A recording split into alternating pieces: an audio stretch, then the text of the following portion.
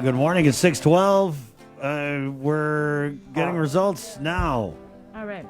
From Adriana Cotero, who's standing by or sitting by in the UOG Cabo Fieldhouse with about a Bible's worth of results here. So get right to it, Adriana. Good morning again. Good morning, guys. So this is 53 out of 67 precincts. This is the fifth round of results that we've received, since I've been here, which has been since 9:30 p.m. But this is about 22,519 ballots cast total so far, and that's a voter turnout of 40.30%. So starting with the Guam legislature here, we have continuing to remain on top, Democrat Therese Terlahi with 14,430 votes, followed by Republican James Moylan with 13,139 votes. We have Democrat Talina Nelson with 11,599 votes, and Democrat Joe San Augustine with 11,578 votes. In fifth, we have Mary Torres, Republican, with 11,354 votes. Right behind her, we have Vicente Ada, Republican, with 10,613 votes, followed by Democrat Amanda Shelton with 10,392 votes. We have Telo Taitukwi, Republican, with 10,346. Frank Blas, Republican, with 10,075. We have Tina Munya Barnes, Democrat, with 9,172. We have Democrat Clint Rigel with 8,895. We have Republican Christopher Duenas with 8,686. Followed by Republican Joanne Brown with 7,807. Democrat Sabina Perez with 7,643. And coming in at number 15, we have Democrat Jose Terlahi with 7,344.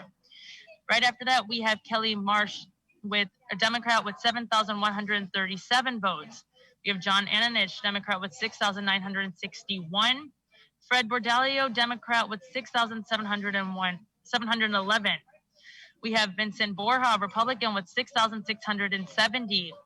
Frank Leon Guerrero, Democrat, with 6,449. Joaquin Leon Guerrero, Republican, who has 5,999 votes. Joseph Cruz, Republican, with 5,460 votes. Sandra Seao, Republican, with 4,997 votes. Michelle Armento, Republican, with 4,705. We have Democrat Franklin Meno with 4,207. Christopher Carrillo, Democrat, with 3,717. David Duenas, Democrat, with 3,682. Dominic Hernandez, Republican, with 3,144. We have Republican Don Edquilane with 2,443. Now moving on to the U.S. delegate race, we have on top, Michael San Nicolas, Democrat, with 10,076 votes, followed by Democrat Robert Underwood with 7,238 votes. And we have Republican Will Castro with 4,564 votes. Moving on to the mayoral races, we have the Hagåtña district. John Cruz, Republican, who's running unopposed with 207 votes. As for the Asin Maina district, we have Frankie Salas, Democrat, with 141 votes, followed by John Gumatauto, Democrat, with 123 votes. Michelle Taitano, Republican, with 51 votes. On to the PD district for the mayor race, we have Jesse Ellig, Republican, with 467 votes. Frank Cabrera, Democrat, with 43. As for Agate district, we have Kevin Siswico, Republican, with 799 votes. May Ann Charperez, Democrat, with 484 votes. Agate District Vice Mayor seat, we have Christopher Fajaran, Republican, with 832 votes, followed by Jocelyn Regis, Democrat, with 447. As for the Santa Rita District, for the mayor seat, we have 333 votes for Dale Alvarez, Democrat. And for Republican Kelly Lozama, 168. Moving on to the Amatic District for the mayor seat, we have Johnny Kenyatta, Republican, with 257. Gilbert Uggan, Democrat with 128. Andy Santiago, Democrat with 62. And for the Maritzo mayor seat, we have Ernest Chargaloff, Republican with 277. Stephen Cruz, Democrat with 205. Julie Cruz, Democrat with 181. John Tajerone, Democrat with 163. The Inarajan district for the mayor seat, we have Anthony Chargaloff, Democrat with 805 votes, followed by Kenneth Manzanonia, Democrat with 547 votes. Moving on to the Telefofo district, Vicente Taitegui, Democrat, 570 votes. Thomas Diego, Democrat, 296. Albert Atoigui, Democrat with 178 votes. For Jontnia, we have Bill Kinga, Democrat with 440 votes. Edward Terlahi, Democrat with 141 votes. For the Chalampago Orda district, we have Jesse Gogui running unopposed. He's a Democrat, and that's 923 votes. The Sinajanya district, also running unopposed, is Democrat Robert Hoffman with 961 votes. For the vice mayor of the Sinajanya district, we have Rudy Iriarte, Democrat, with 697, and Joseph Rivera, Republican, with 330. On to the Agana Heights district for mayor, we have Paul McDonald, Republican, with 573. Jesse Pangilinan, Democrat, with 270. Jesse Fujikawa, Democrat, with 253. And we have the Mongmong Totomaiti Mayor District running unopposed, Rudy Paco, Democrat, with 663. The Barrigada District for mayor, we have running unopposed, June Bloss, Democrat, with 866. As for vice mayor for the Barrigada District, 849 for Jesse Bautista, Democrat, running unopposed. For the Manila District running for mayor, we have Alan Ungata, Republican, running unopposed with 1,652 votes. The Manila District Vice Mayor seat, we have Kevin Delgado, Democrat, with 1,062, and Thomas Duenas, Republican, with 663. For the Tamuning District for mayor, we have Luis Rivera, Republican, with 1,389. Followed by Alan Tirado, Democrat, with 640 votes. Sorry as I shuffle these papers. Okay, for the Tamuning District for Vice Mayor, we have Albert Tovez, Republican, with 919. Javier Atalig, Republican, with 773. The Dededo District for mayor, we have Melissa Severez, Democrat, with 2,315 on top, followed by Jose San Augustine, Republican, with 1,673. For the Dededo District Vice Mayor, we have Peter Beneventi, Democrat, with 2,682, followed by Vincent Cabrera, Republican, with 1,258 votes. As for the Jigo District for mayor seat, we have Anthony Sanchez, Republican, 530 votes. Francis Lozama, Democrat, 502. Democrat Peter Pascual, 289. Republican James Santos with 232. Democrat Lillian Guerrero with 197. And Democrat Dennis Flores with 162. For the Jigo District, for the Vice Mayor seat, we have Loretto Leones, Republican, with 718 votes. Sylvia Flores, Democrat, with 649. Edward Lujan, Democrat, with 399. As for the Public Auditor of Guam, running unopposed is BJ Cruz with 18,463 votes. Moving on to the CCU, we have Dr. Judith Gutheritz remaining on top at 10,013 votes. Joseph Duenas at 7,684. Pedro Martinez with 6,733. Nonito Blas with 5,167. Kenneth Paris with 3,963. Again, that's 3,963. Guam Education Board. We have Dr. Mary Okada with 13,763. We have Maria Gutierrez with 9,597. Peter Atta with 9,115. Mark Mendiola with 8,578. Lourdes Benaventi with 8,179. Robert Crisostomo with 7,167. Dr. Deborah Ellen with 7,074. Salvador Avila with 6,454. Alexander Duenas with 5,876.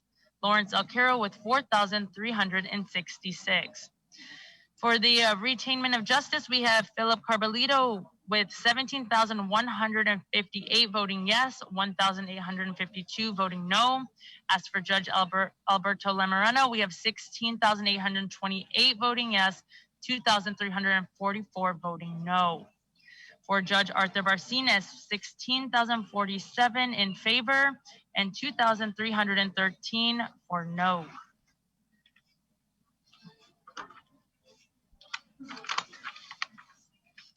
And Judge Maria Senzon, 15,754 voting yes, That's cool, and Adriana. 2,567 no. As for the presidential election, we have Joe Biden, Democrat, remaining on top with 11,160, followed by 8,462 for Republican Donald Trump. Again, this is the fifth round. This is 53 out of 67 precincts, and the next round is expected to be the final for the unofficial results. All right. Thanks a lot, Adriana. I'm just going to give a really quick recap, especially for the mayoral races. If almost every incumbent is returning to the mayoral seat, there is one upset, though, that we're looking at, and that is in the village of Manila, where Kevin Delgado. Right, it looks like he has defeated the incumbent Tomas Duenas. Yeah, the vice. Tomas Duenas. Right. We're going to see a new vice mayor in Tamuning. Looks like it's going to be Albert Tovis. Also in the village of Jigo. I'm not sure if all of the precincts have been tabulated there, but right now the vice mayor, Anthony Sanchez, he ran for mayor. Right now he is at the top with 530 votes. Also in the Jigo mayor race, it is Loreto Leonis. For the Consolidated Commission, the Guam Education Board, those nonpartisan races, pretty much all the same throughout the evening, as well as for the senatorial races with the 8-7 Democratic majority. The only, I guess, change was when Jose Terlahi surpassed Kelly Marsh Titano by a couple of hundred votes at this point. And in the congressional race. Yeah, can you say that again, Bree? Who's the cutoff 15 on the senators? Jose Terlahi. Okay, so Senator Pito. Well, Right. so Senator Kelly Marsh Titano, She's 60. at 16, Right. yeah. And that's by a 200 or so Right. difference. And then the congressional race. Right. Congressman Michael NICOLAS. You know, we're always talking about the magic number. He still hasn't gotten that 50 plus 1, but wow. 10,076 votes. That's 2,838 more votes than Congressman Robert Underwood. Everybody was talking about him that, you know, pretty much felt that, you know, he was going to win. Or, like they said, we would be in this looking at a runoff election, which we possibly are. And then Will Castro with his 4,564 votes. Let's go ahead and go into the KUAM News Zoom room. We got the results for Education Board. We read them out. The chair of the Guam Education Board, Maria Gutierrez. Miss Maria, we'll go ahead and go with you this morning. First of all, congratulations.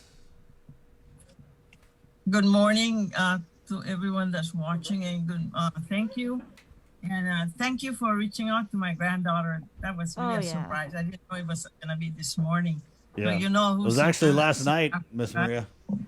That was Was last it? night. That was No, I last. think it was. Oh yeah, midnight. Or Yeah, midnight. it was, yeah. Yeah, right in the midnight. Ganiga? That's the mini Mrs. G.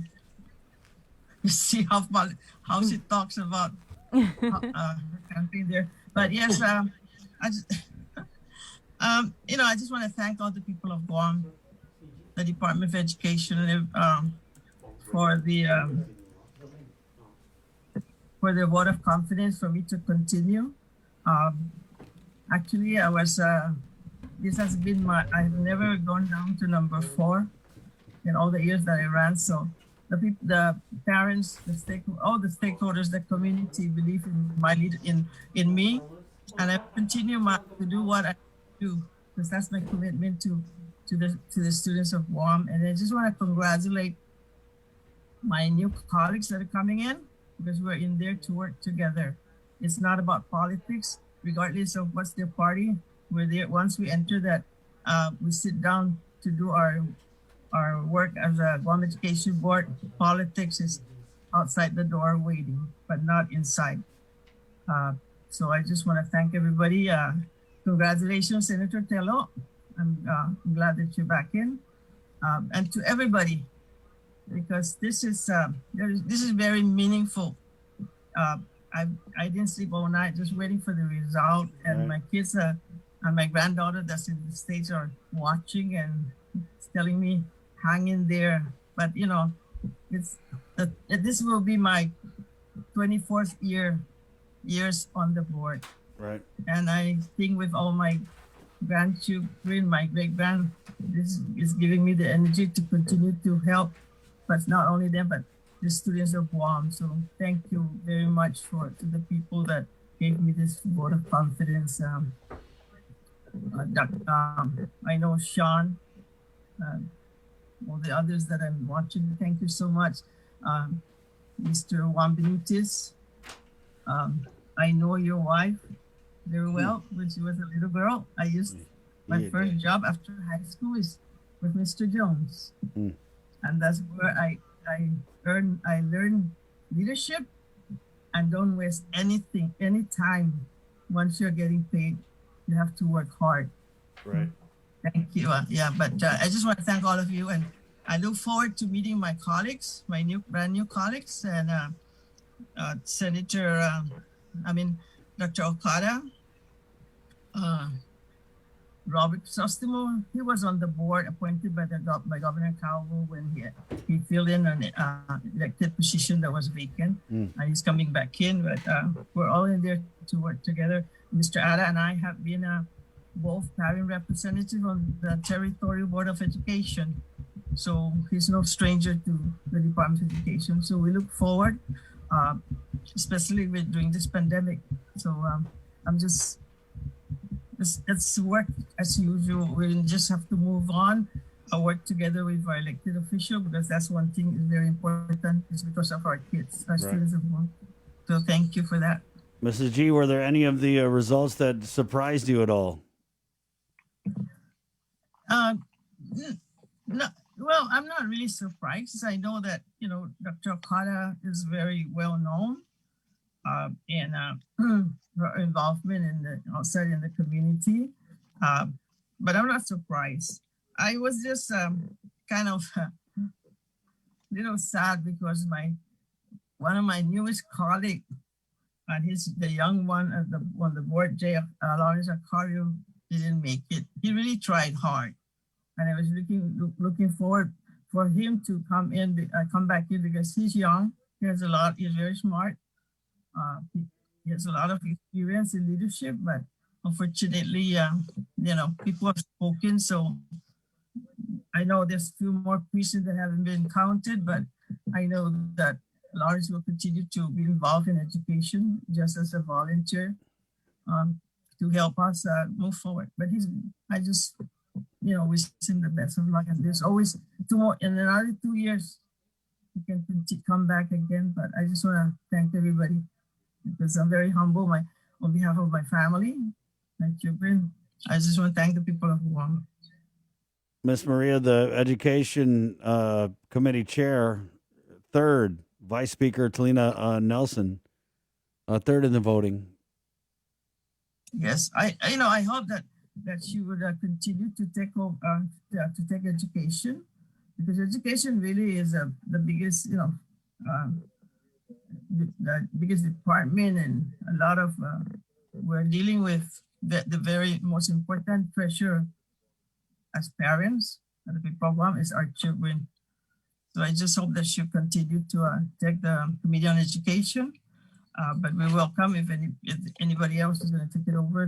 We welcome that, and we work with them. But yeah, it's going to be an interesting 2 years for this board, because of course we have the three appointed by the governor, whose their terms are two of them are on for 3 years. Dr. Rama Inch expires next year, 2021, Right. and then the governor will appoint, because this is the hybrid board.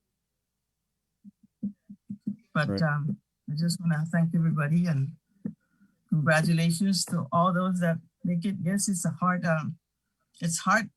running, because you really, you have to be out there to let people know what you're going to do. And honestly, yesterday was the first time I ever left my place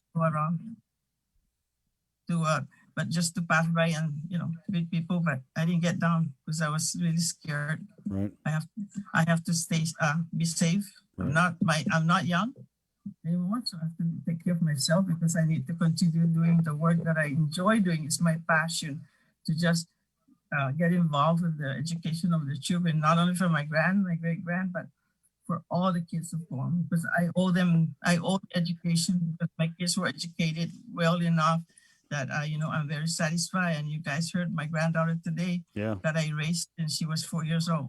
Nice. I remember her, growing up, and she's always been like a standout student. And I want to say, and even back then, I knew she had aspirations, for public office. And so to hear her today saying, she hopes to one day run for president. Right. Very active back in LA.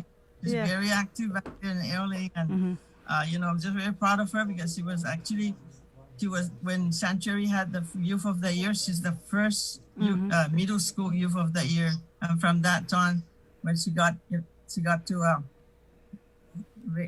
question the principal at the Manila Elementary School, why isn't there no student council? The student voice have to be heard. That started it, and she's aiming. She told you where she wants to go. Yeah, but it's political science student. So at the same time, right now she's she's a paralegal at one of the large legal attorney's office in LA. So there's no way very independent. Right, there's no way you can convince her to come home and run for office. She's enjoying LA.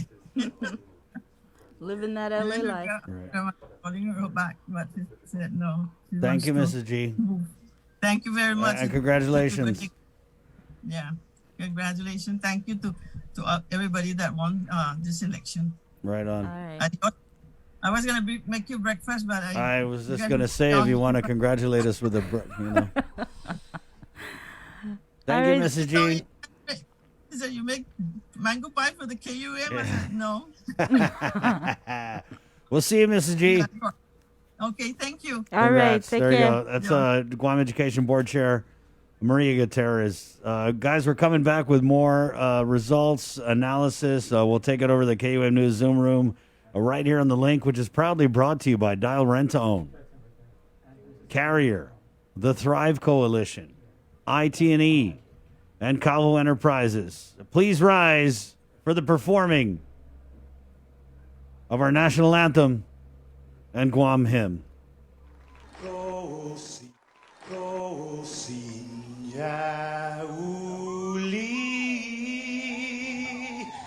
Die sombren zelten meg, et zu ite saluda, antes diu hum niga, radzauds en malakes fredzas, duret in todo in me mu.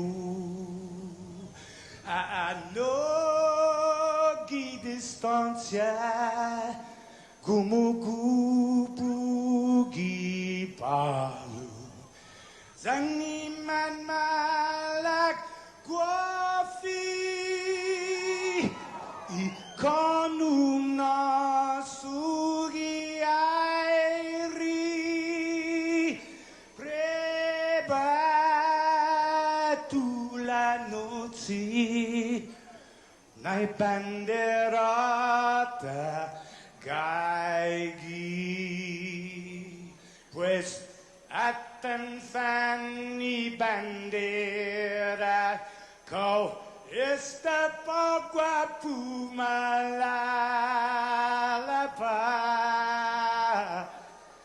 giluk tanu man libri Sentami ti man ko badi. Panogi tamoru purita nota kantai matu nanyagi todu ilugat parai honra parai gloria abibais la sin parat parai honra parai gloria abibais la sin parat todo y tiempo y paz para kita dan gini langit na bendition conchay piligu na fan sofuham Zeus protehis languahon conchay piligu na fan sofuham Zeus protehis languahon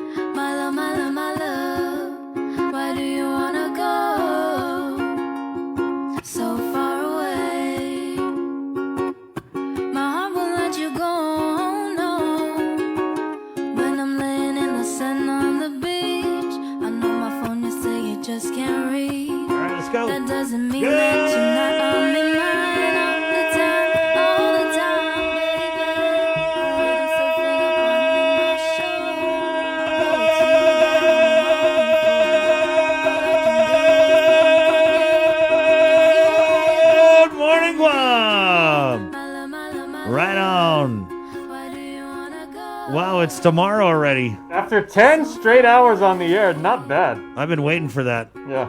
Now I'm pumped. I'm ready. We trained for this. How exactly do you train for that?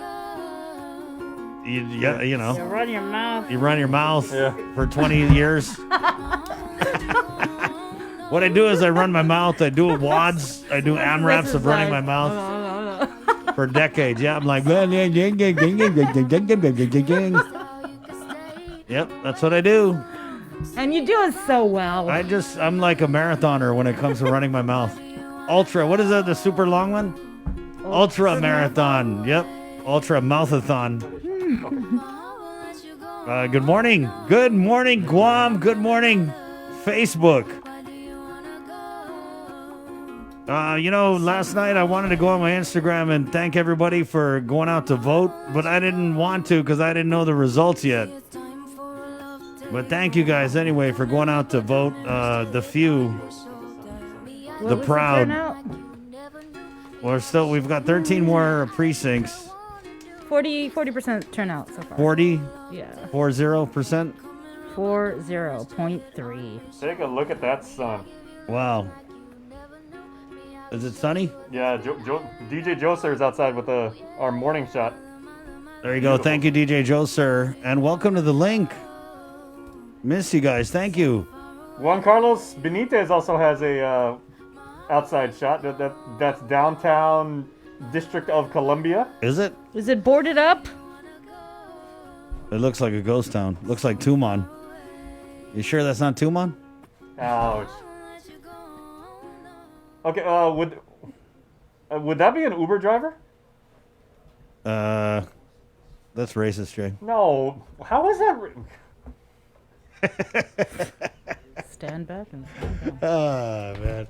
Good morning. Welcome to the link. People like this. They sponsor it. It's Del Rentone, Carrier, IT&E, the Thrive Coalition, Cabo Enterprises.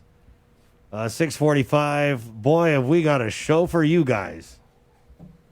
Coming up, we're talking election results, which aren't even in yet, all of them. There's 13 more precincts, right, Jay? Yep.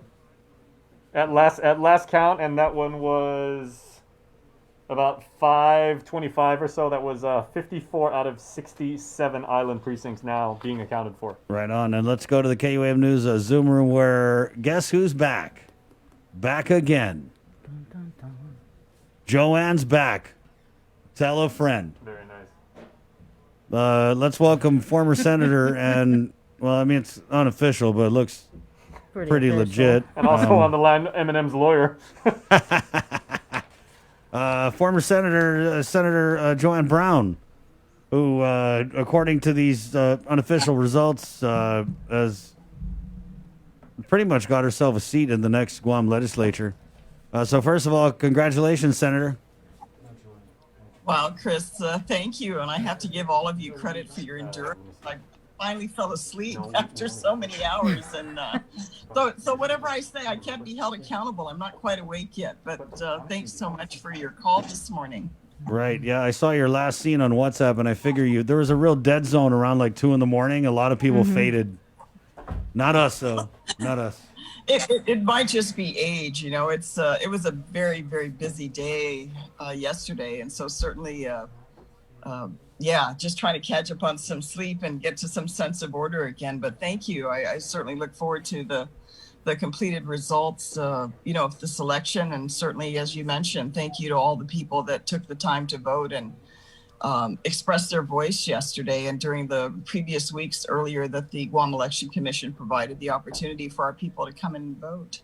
I gotta say, it's gonna be an interesting 2 years with the 36th Guam legislature, seeing a lot of the former senators coming back, Tony Ada, Chris Duenas, and Frank Blas Jr. Man, Democrats got to be pissed off. Yeah. Ooh. I'm almost scared to see what the first day of session's going to be like. Well, there's no doubt. I mean, it's been 16 years since my last election to the Guam legislature, and certainly prior to that, I was honored to be able to serve 6 consecutive terms for our people. Coming back during this time, I certainly bring the experience to the table, but what motivated me to run after all these years in the first place, because I never thought I'd run again for the Guam legislature. I was just so dissatisfied with the direction of leadership. And while even if the Democrats do maintain the majority, looking at the numbers, it's a very slim majority. I think we all need to be on our toes, and certainly I'm going to do my very best in the time the people have provided me to ensure that we have checks and balances back in our government, and that some of these issues of corruption that have been going on, that have had no voice out there with the current legislature, is certainly it's not something I'm going to be doing for the 2 years that I'm there. I really do appreciate this opportunity to be able to come back, because, I want to say, though, also, we had some very, very, very good candidates on our slate that did not make the numbers, at least looking at the unofficial results so far. Right. And I'll tell you, I don't want any of them to be discouraged. I hope that they consider running again. A lot of it had to do with the degree of exposure in this election, and the lack of resources in campaigning, just being able to raise money and do what candidates normally need to do to get their name out there. So I'm very hopeful, because I don't think it's just a question of, oh, gee, we're the best quality. There were a number of really good people in this election that were running that I don't doubt, had they been elected, would do exceptionally well. And I hope they run again. I hope they don't give up in what their message is and what they're passionate about. Because I can't imagine, I'm waking up, and if I'm indeed fortunate to get back in, that's a good feeling. But I can't imagine those that worked so hard that did not win this election. And I hope they don't get discouraged yet and try again, because getting out there and getting the people to know who you are, that's part of the important part of it. And if I've gotten elected, then that's probably because of that more than anything else. Yeah, and one of those candidates, I kind of was impressed with him when he came on the show, and that was Republican candidate Vince Borja. Yeah. I really did think he had a really good shot. I mean, he came in right now at number 19. Yeah. Doesn't look like it. Yeah. Well, Vince, I certainly have just met him now in this run for the legislature, but there's no doubt he's very sharp. He's very articulate. He has a very grounded message about why he is running and the difference that he would make. And I certainly hope this is not the last. I definitely will encourage him and many others. You had Michelle Armenta. You had Sandra Sayu that ran. These are just some good people that had a very strong agenda of what was important to them and why they would come, especially as newcomers, to not have run before, and put themselves out there. And I hope that they don't give up on what it is that they want to do. Sometimes things don't happen exactly when and where we want them to happen. But you know what? It's all in the building. It makes you stronger. It makes you better. It makes you more determined. So I don't doubt I'm going to be reaching out and talking to those candidates, because this is in terms of slates that we've had in the number of elections, certainly since I've left the legislature, this is one of the strongest Republican slates that we've had in quite a long time in terms of quality candidates running. And I'm very hopeful that we will continue on that track. I think we're seeing what happens when good people don't stand up to be counted. And so certainly for me personally, that's something I would want to work on for the next legislature, for a new up and coming that I think very much have the responsibility to take over when those, as myself, I mean, next to Congressman Underwood, I'm the second oldest political person running in this election. So I'm also going to look to see how we can groom some very good people like Vince and Michelle and Sandra that we mentioned, and others to come back and run again and make a difference in this community. You mentioned Congressman Robert Underwood. Let's bring him in now. He's in the Zoom room. Senator Joanne, we're just going to have a few words with Congressman Underwood, and then we'll come back to the convo with you. Oh, no problem. By all means, please. Congressman, good morning. Just, I guess, your thoughts, first of all, here, unofficial results that we have so far with 13 precincts yet to be counted, with 45.97% of the vote. Incumbent Congressman Michael NICOLAS with 10,076 votes. And then you with 33% of the vote, 7,238 votes. Will Castro 4,564 votes. That's about 21% of the vote. Just real quick, Congressman, your reaction to this night and these results to all this of you, morning. I want to congratulate both Mike and Nicholas and CASTRO for getting the votes and also especially for the delegate for coming in number one. Of course, the election is not over, and that's the issue here is that a majority of the voters have indicated that they really do want new representation in Washington, D.C. And so we look forward to a spirited 2 weeks as we anticipate a runoff on November 17th. Have you already reached out to Will Castro? No, not directly, but all of that is, I think we're all just trying to catch up on our sleep. That's nice. Yeah. So, Congressman, how do you? I know you haven't. Yeah. Get a nap for us later, but A couple more hours. what do you make of these results? Just the takeaways, if you will. Well, it's as I said earlier, it's really hard to measure anything in particular in this environment. The turnout is low. The impact of the pandemic. Not sure what the issues are that people see, but we do think that the bottom line result is that we're going to a runoff. And over 50% have indicated that they want a different representation than they have now. Of course, I think a lot of people were assuming that this was going to have a radically different turnout. I never had that assumption. I always assumed that we would go to a runoff. Right, yeah. And I think you've said that on this show before. So with the strategy, obviously, if you add up, Senator Castro's votes, your votes, it's more than Congressman San Nicolas's. But do you think that your supporters and Senator Castro's supporters will come out for this runoff election and vote the way that you want them to? Well, I certainly hope so. I certainly hope so. I anticipate that. And I anticipate that there will be a greater turnout as well, because the choice will be very, very clear. And, you won't have all the other kind of factors involved in it.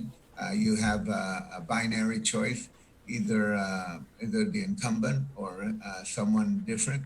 And since the voters, as of yesterday, indicated that they wanted something different, I think that is a good signal for those of us who are desiring to provide the people of Guam a different choice.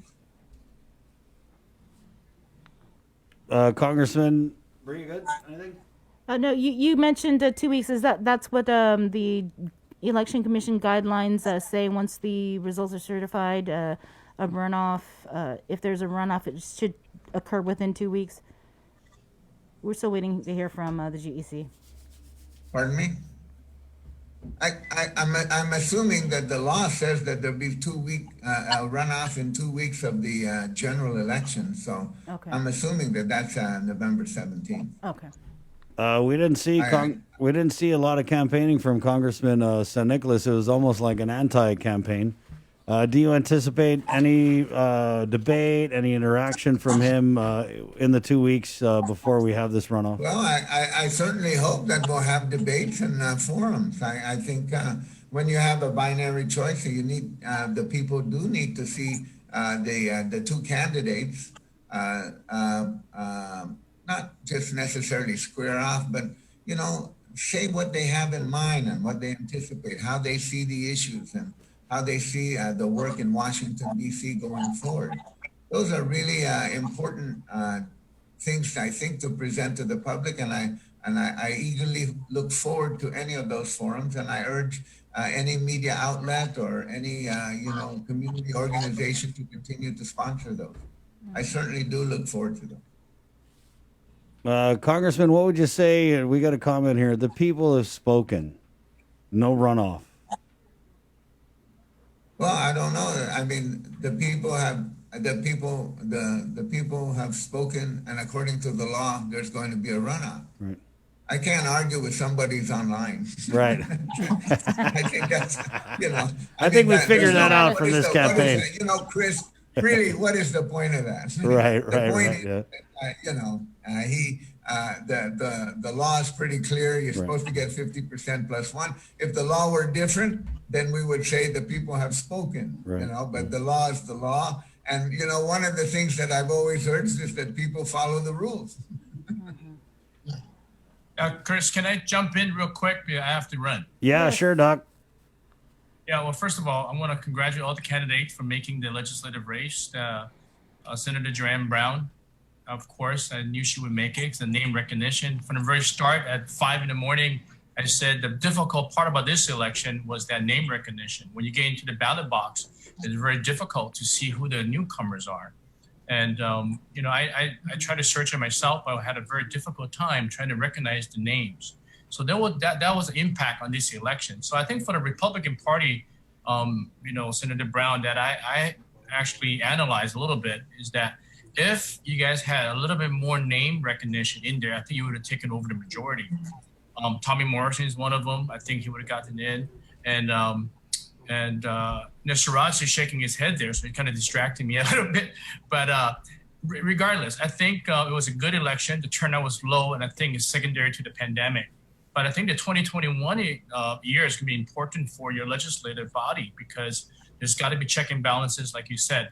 But I'm pretty confident that the new Republican, you guys are veterans. These are veteran senator that's getting back in there. So I think he's going to shake things up, but you'd have to reach over to the majority side. But I think you just need to gather one or two of that herd on the other side. So that being said, good luck. And let's hope that we can move this island forward in a better foot. And as far as the Congress race goes, I kind of agree with Robert Underwood that it would have been a three-way race simply because, the Democrats kind of threw a curveball in there when Will Castro announced, and then the Democrat really didn't support Michael St. Nicholas and threw in Underwood's name. So that kind of threw things off. I think if Will Castro had taken a step back, he would have still retained a seat in the legislature. And I think that would have been a majority, at least as that point goes. All right. So I think the runoff is going to be interesting. And, speaking of debates, maybe the Guam Medical Association will send you an invitation. So we'll work with Good. it out. That's great. That's a great idea. I appreciate that. Especially with the pandemic and what's going on, there's be a lot of hot issues. We'll Right. focus on the medical issues, and we'll see what happens there. The other thing too is that we didn't have a primary election, so I think that affected the layout of the land here. So I think the primary election was kind of important for the initial phase there. I think that's kind of an error there, but I think the gap has gotten closer from the Republican Party as a setup for 2022 elections. So I think the Democrats got to be a little careful on that side. As far as the overall election goes, I think, Maria Pagulina done a wonderful job. I went to the wrong precinct to vote. I went to a different area, but it worked out well. So I encourage people to get out and vote. And I think in 2 weeks, there's another election. So I think the runoff is there. So we'll see what happens there. Okay, but Doc. Congratulations. And to all those who lost, really didn't lose because if you really think about it, it's an experience that you've gained. And I think No, takes they a lot of lost. Which one? Sorry. Okay, Chris. I'm not one of those. Yeah. It's not a I'm loss, trying it's to a be learn. nice here, okay? Yeah. Okay, But Doc. I think at the end of the day, I think this one island, no matter who the 15th legislative body that got elected in there, you really got to put the focus, put aside the conflict of interest and move the island forward. The checks and balances between Island Loop and the legislative body has got to be there. And that hasn't happened, not this past year. So I think it's important to keep that in mind. Thank Other you. than that, I'll see you later, okay? Yeah, Doc. Right. Good luck. Congressman Underwood, I know that you said you were anticipating this runoff election, but were you even just a little bit surprised with the numbers as they started rolling out with the lead that Congressman St. Nicholas came right out the bat and maintained that lead throughout the night and into the early mornings? And let's face it, Congressman St. Nicholas, he's made it clear that he has a really good relationship with the Republican Party of Guam. Juan, did you want to say something? I leave the political speculation to your other guests. First of all, I appreciate Dr. Shea's remarks, but the Democratic Party didn't throw me into the race. I went into the race voluntarily with a specific purpose in mind. you know, the political maneuverings and all that will go on, will continue to go on, and people will speculate. Yes, of course, I wish that I was number one, but I'm not. And but I knew I had a pretty good sense all along that we were going to have a runoff, and so that the runoff meant, at the end of the day, the runoff meant that people were not satisfied with what they have now, and that's the bottom line. So we have a runoff in 2 weeks. It's also important to note that you know, there's lots of lessons there. You know, there's name recognition. There's the power of the incumbency. There's resources available to incumbents, particularly if you're in Congress, that are not available to local officials. Right. So there's all those things that are available, and so we have the table set for another event in 2 weeks, and God willing, people will make a choice, and there'll be more participants, and that the sense that we need new representation in Washington will come through. Thank you, Congressman. Thank you. Okay. Thank you. Zoomers, stand by. We got to take a real quick break, and then we're coming back with more of The Link right here on The Breeze 93.9. Good morning, Guam. GU Self-Storage, conveniently located near the Harmon McDonald's. We offer affordable rates, online payments, and auto bill pay for your convenience. Plus gate access daily from 6 a.m. to 9 p.m. Call us today at 648-7867 for more information.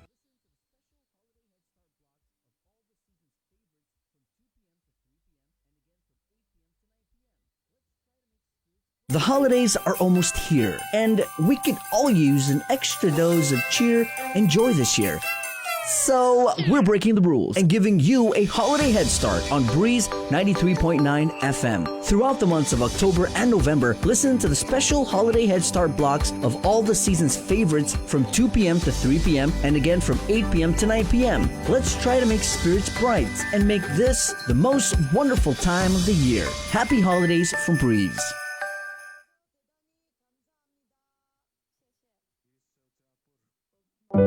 Life as we know it changed this year.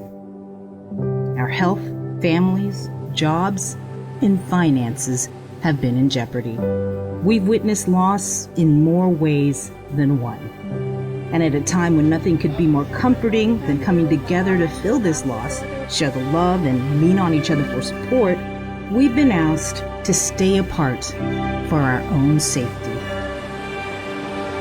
This year on Giving Tuesday, the need will be greater than ever, but we'll also face more obstacles than ever in spreading love, kindness, and generosity to those who need it most. So we're challenging you, yes, all of you Guam, to help create a wave of generosity like we have never seen before. We can all do it. Small acts, big acts, businesses, schools, churches, clubs, men, women, children. Let's do this. Giving Tuesday is this December 1st. What will you do?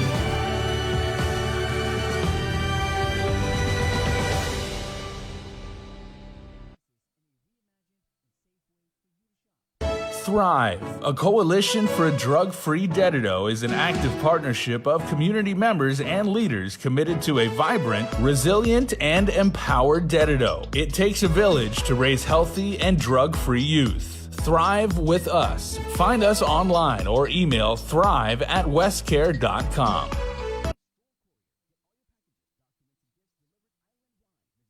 The Christmas Pops Virtual Holiday Shopping Fair is coming on Sunday, November 29th. It's the third annual Christmas Pops event with local artisans, crafters, and businesses in a reimagined and safe way for you to shop. As many small businesses struggle to survive, the call to buy local is greater than ever. To learn more and participate in this one-of-a-kind multimedia marketplace event on the stations and digital platforms of KUAM Communications, bringing together the island's biggest array of local vendors, email bettyann@kuam.com or visit kuam.com. Presented to you by Stroll Courier. Get all your packages, documents, and gifts delivered island-wide. Visit strollguam.com/courier and book a delivery today.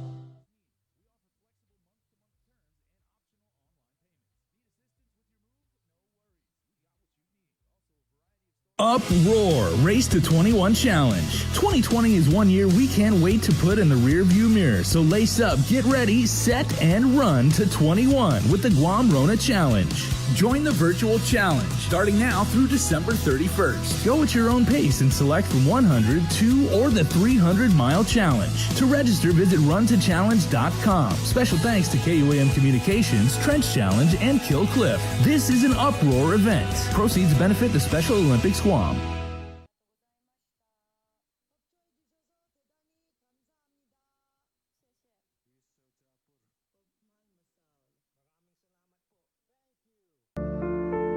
These are some of the signs that someone is thinking about suicide. Talking about wanting to die, excessive guilt or shame, and feeling like a burden to others. Feeling empty, hopeless, trapped, or having no reason to live. Feeling extremely sad, anxious, agitated, or full of rage with unbearable emotional or physical pain. Other signs include changing behavior such as making a plan or researching ways to die, withdrawing from friends or saying goodbye, giving away important items or making a will, taking dangerous risks such as driving extremely fast, displaying extreme mood swings, eating or sleeping more or less, and using drugs or alcohol more often. If you or someone you know is showing these warning signs, get help as soon as possible. Call Guam Behavioral Health and Wellness Center's crisis hotline at 647-8833 or 4.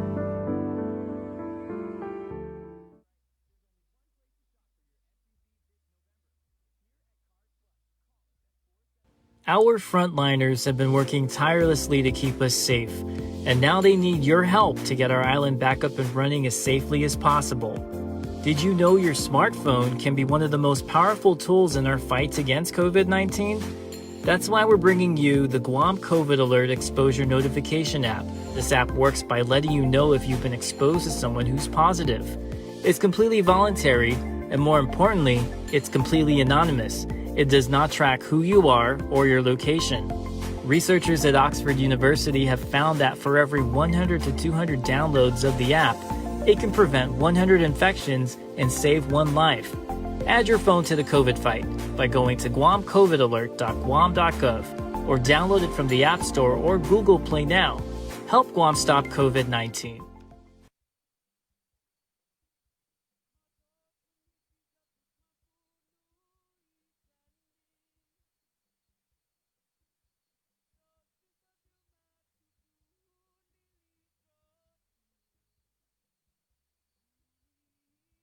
You're watching The Link with Chris and Sabrina on TV 11, but don't leave yet because we're coming up next on CBS This Morning. We got your 6. At 6 a.m. with The Link on Breeze 93.9 FM.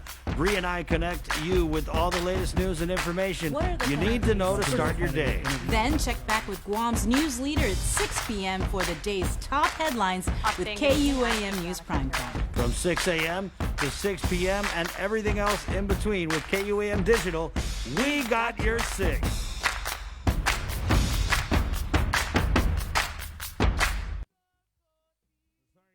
Power up with a little chicken Caliban. We're back on The Link. And we're just getting word from Adriana Cotera over at UOG Cabo Fieldhouse where the ballots are being tabulated that the results are on our way to her desk. So she should be joining us any second. Shortly. Yeah, very, very shortly. Let's go back into the Zoom room where we were talking with former, and it looks like, again, Senator Joanne Brown, Republican candidate.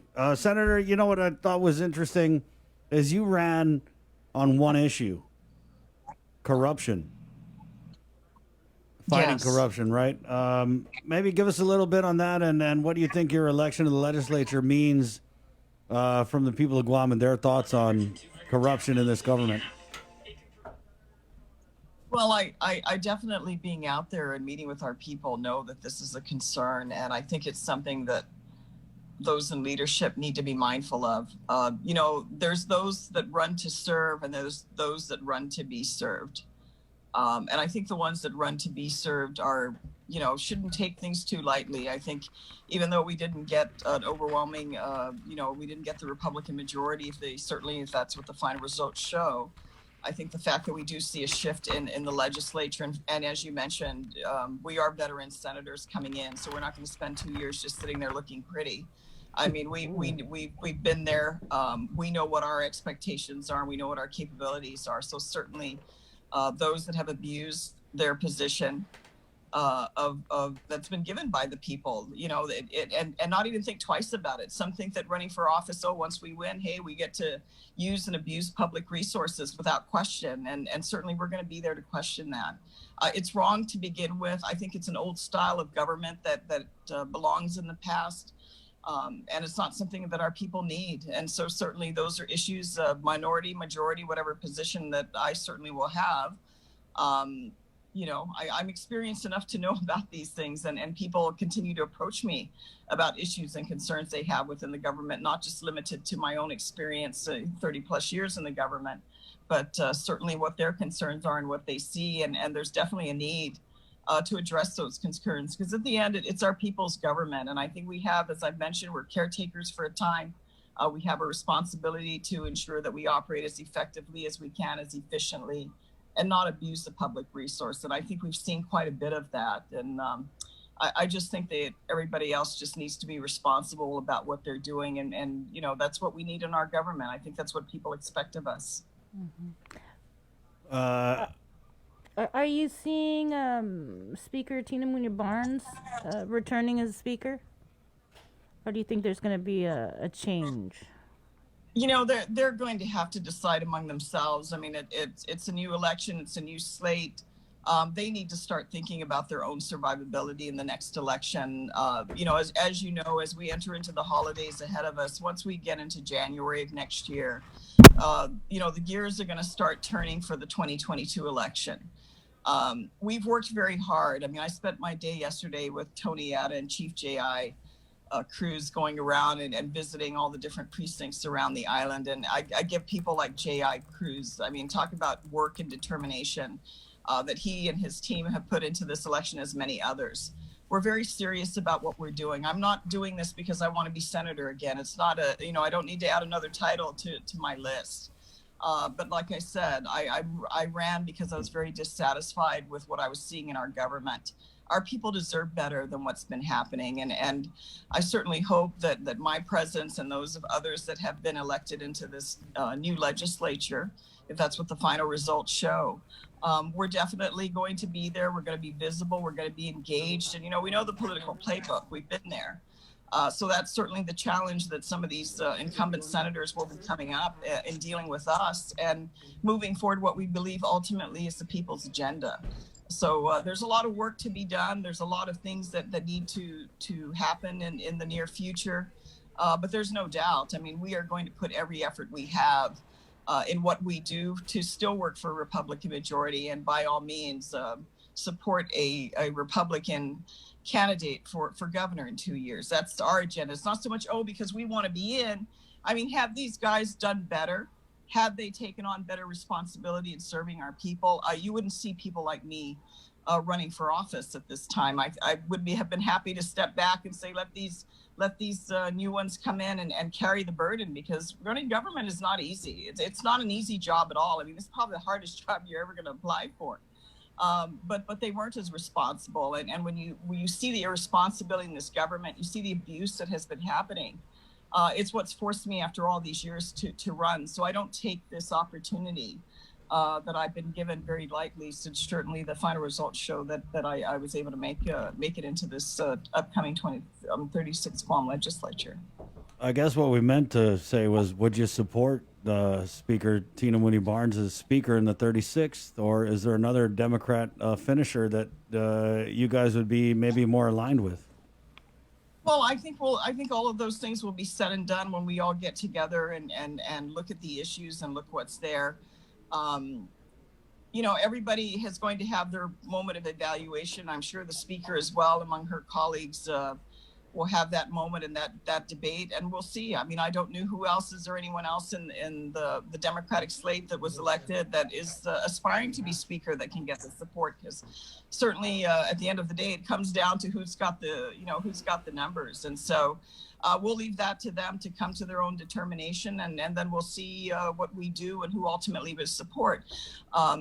When I came in the 23rd Guam legislature, we had a coalition, and that's actually what ran that legislature for that term. We actually were able to bridge over because of the dissatisfaction of just several of the Democratic candidates that were elected in that legislature. And we set the agenda, we set the policy. We gave the Democrats the titles. They had the titles and they had the committees, but the ultimate policy decisions that were moved by a coalition. And so those are also possibilities that can be brought to the table. You never know. We were probably going to have Democratic senators reaching over to us, asking us for support. And when that happens, we'll look at the slate. We'll see what they have to offer to improve the legislature, and we can decide from there. So to say right now who we're supporting or who we're not supporting, I think would be a bit premature. Well, you can't blame me for asking.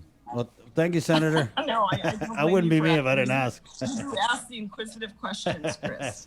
Senator, again, congratulations, and don't be a stranger. You got the number, you got the WhatsApp. Keep us posted. Well, thank you very much, and I give all of you and your crew there, Jason, and everyone else, Sabrina, for staying up all night. My hat's off to you and all the work that you're doing to keep our people informed on what's happening in their government. So thank you, and thank you to the people of Guam, and certainly to my good friend Congressman Underwood, who normally were the political commentators during the election. Right. I give him all the credit. I mean, he's got a drive and determination that I wish I could still have in the next few years. So congratulations also to the congressman. I know he's worked very hard, Congressman Underwood. And so we look forward, if there's a runoff in 2 weeks, we're certainly going to look forward to that. And thank you, everyone. Thank you to the people of Guam. Thank you, Senator. Joanne Brown here, former senator, and according to these results, with just about 13 precincts left, 13th.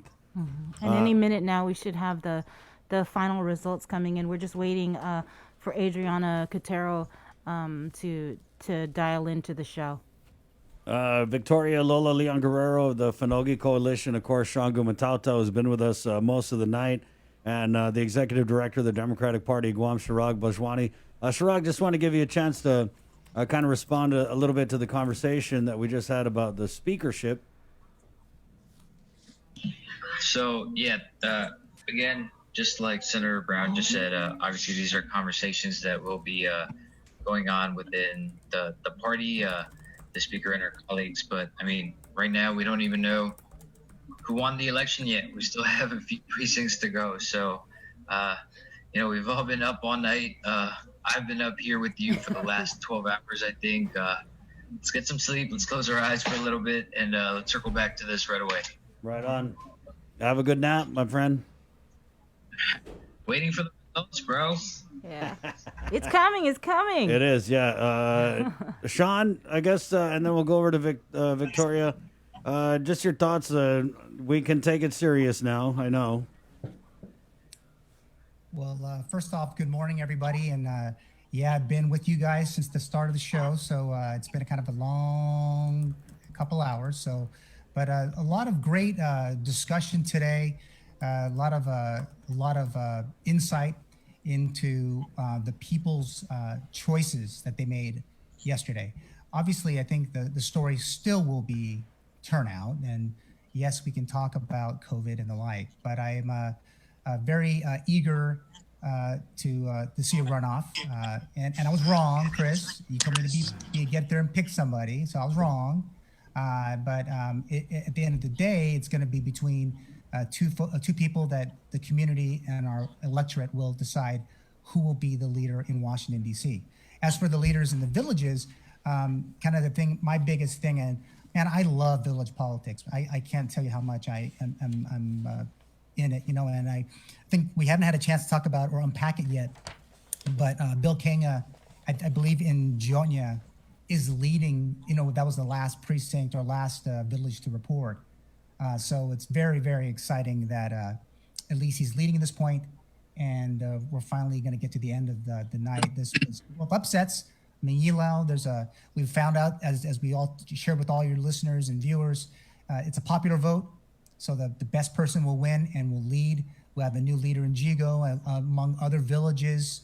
My friend, Coach Tone in Inarajan, I'm very excited for him. My mayor won again, so Mayor Talenka. So it's kind of as the sun rises on our election, and as I'm watching also the network coverage of the presidential election, there's still much more to be had, and the impacts of what that it all kind of started here. And obviously, it's a very exciting time for not just Guam, but in America as well. Right. And speaking of winners, we do have one unofficially. He's number 5 in the placement so far. It's former Senator Tonietta. Good morning. Congratulations. Afre, good morning. Thank you, Bree. How you guys doing this morning? Sleepless, but we're doing great. Sleepless and Harmon. Oh my goodness, yeah. I was feeling a little bit under the weather last night, and but nothing. 2 Tylenols couldn't help, and some rest. You woke up to like 100 WhatsApp messages. Half of them from me. Yeah, and me. Yeah, it was quite a bit, and I was said, oh my goodness, I missed all these messages, and yeah, I just had to get some rest. I was out all day yesterday. My day started at about 4:30 in the morning, and started hitting the polls by 6:30, heading up to Jigo. So, it was a very long day yesterday, but was able to go from Jigo all the way down to Maritza and across the island, visiting all the polls. And what did you see and hear when you went around the island, Senator? Well, it was early in the morning up in the north, so there wasn't much people out. As we got to central and the southern part of the island, those who were going out to vote, they weren't. The numbers just weren't coming in. I personally thought that we would at least hit 50 to 60% of the voters, but obviously that wasn't the case this past election.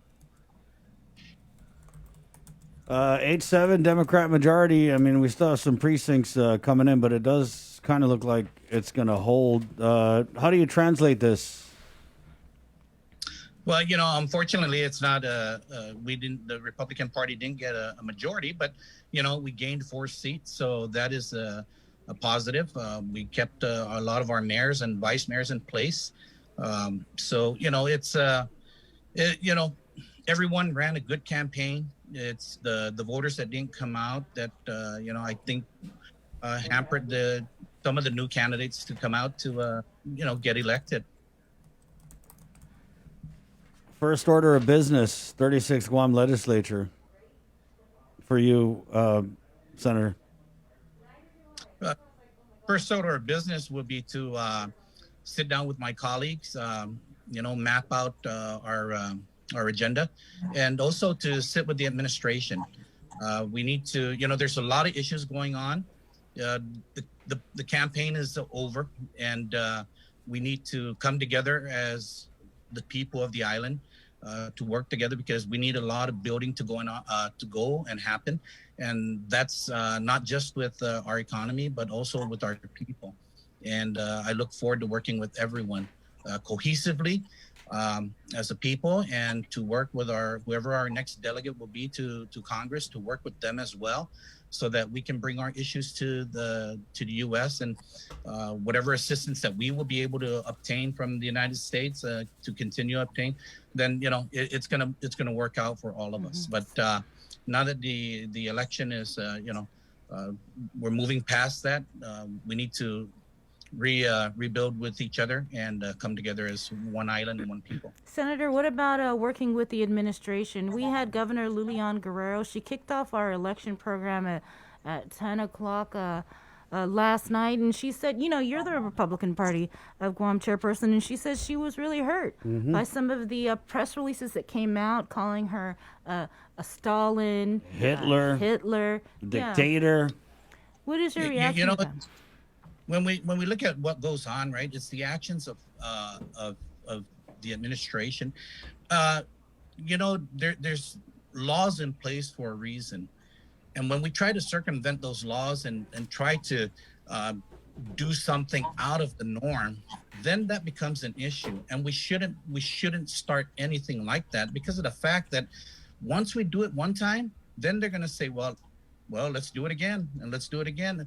And we don't want that. What we want is to ensure that the laws that are in place, let's just follow them, but let's work together at following them so that we can come out with a positive result and that nothing is circumvented. Let me just But ask she you, said she Senator. was following the law, a law that was authored by a Republican, Right. former Governor DeCalvo. And also, how much working together do you expect to do when you call someone Hitler? You know, it doesn't. You know, or what you have said or what you have done. It's how you move forward and how you come together to bridge those gaps. How do you come together to, extend an olive branch or build a bridge, whatever it may take. But what does it do to come together to move our island forward? You know, we can sit and talk about the past all we want, but that's not going to get us anywhere. We need to continue to move forward. Speaker. Not even a little, I'm sorry. Yeah, no. He's saying we're moving forward now. That's kind of like a sorry. You're like, hey, that was campaign. Come on, Lou. That's campaigns talk. Let's go over to Speaker Tina Munoz-Barnes. Congratulations. Good morning. Thank you, Chris and Sabrina, for having us. I also want to say congratulations to my colleagues who are on with me in this Zoom this morning, colleagues that I worked with on the 27th and also from the 30th to the 33rd. I hope I said that right, Uncle Tony, but I just want to say that you are right. And I've always felt that if we work bipartisan support and we work together, we'll do it for the best interest of our community. And we may not always agree, but let us agree to disagree and let us respect each other and move forward. And you know what? Some things can get really, really rough, but in the end, we got to do what's right for our people. And I want to say that when we work with collaboration, when we work on the issues on hand, we're still facing, guys, an invisible war that none of us asked for, and we can't keep pitting each other. And we're going to keep saying that we got to help find solutions. How do we control COVID? How do we open safely? How do we bring new industries? How do we work on bringing back those jobs that we lost? How do we open safely? I just called Governor Gutierrez. He congratulated me. I called him and said, please, let's work on transshipment. And, I want to say, Uncle Tony, my neighbor, the good senator from Pago Bay, right? And I just want to say that working closely with Mary Torres, Brother Frank Blas, Chris Duenas, and even the minority leader today, you know what? In the ultimate end, we have to work for our people. And though I believe in the democratic values, I know that sometimes, based on the presentation in front of us, we got to look what's in front of us and then try forward to see how we can solve these issues and these challenges that we have on hand. Like you said, it is an invisible war, and it looks like you just got some reinforcement with some veteran and experienced former senators coming in. So I worked really well with them, Bree, and they didn't pick up 4 seats. They picked up 2 seats with the 2 replacements. But you know what? Sometimes, I've won and lost an election 2 times over, and people sometimes can be. The community can be upset with you and they can forgive you and then you can come back. But we know that in order for us to move forward or continue to be in this policy making body, especially with the issues on hand, we need to be able to work together. And if there's an argument, we've worked before in the past where we come in. I remember even having arguments with the Democrats and Republicans. Speaker Wampat would pick up the phone and say, Senator Ada, Senator Blas, let's come on in. Let's hash this out, and then let's see what we can do. So I think that we can and we will, because we have to do it. We have to find out how we can open our economy safely and how do we continue to protect our people. And we have to do it together. I'm already working on my unity pledge, guys. I'm working on my unity pledge, Speaker. Tell Chris to draft it. Okay, I got it. Yeah. Senator Joanne Brown, any thoughts here before we let you guys go and go to break? Well, no, I mean, other than thank you to everybody. I know everyone needs a little rest, and we'll see where we go from here and what the outcome. But I think certainly the opportunity for myself and a number of our former Republicans to come back is going to help shift the dynamics in the legislature. And we certainly look forward to working together. Ultimately, we do have our people to serve, and we are still going through some very challenging times. And I know that our people expect better. So I think we're all going to have to kick up our game in this upcoming legislature. But certainly to Speaker Barnes and everyone else that got elected, congratulations. And we can pat ourselves on the back. But we definitely have to roll up our sleeves because we have our work cut out for us in this upcoming legislature. Senator Atta, thank you. Closing thoughts? Sounds like the Speaker wants to extend the olive branch and work together. And that's what it's going to do, Chris. Senator Brown said it as well, and we're looking forward to working together with those across the aisle. And, the outcome has to be about our people and our island. We're going through so much right now, and we need to rebuild. And like I said, let's just move forward. This election is over with. Let's move forward and rebuild our island, our people. Thank you, Senator. To everyone. Yep. Good time, for all that you guys do. Thank you. Thank you, Senator Joanne. Thank you. Speaker, thank you so much. God bless you. And congratulations. Take care. Get some virtual Risketti. Victoria, if you could stay behind, we'd love to chat. So get the virtual Risketti, and we'll just go right over to Victoria Lola Leon Guerrero from the I Finogi. understand we have the final results, so I guess you're going to give the numbers. Yeah, we are. We are waiting on the final results, Speaker, and so just keep it right here on the link, okay? Then, Thank you, Speaker. okay. Santa Mossy. Agamos.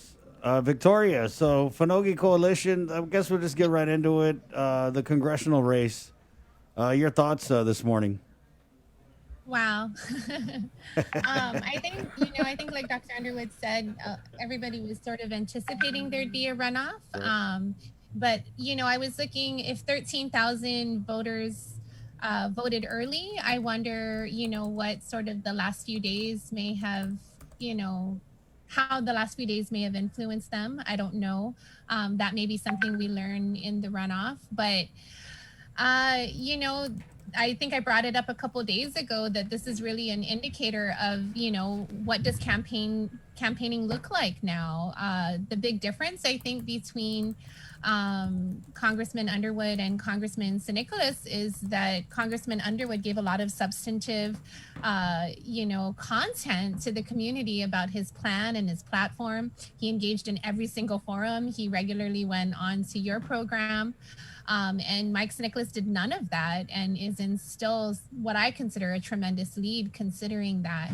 And so, for me, looking at that and looking at all the results, I just think that there's a lot of work to be done in our community in terms of really understanding, what our leaders are doing for us and not doing for us. And, and just engaging with our community a lot more about, what our island really needs.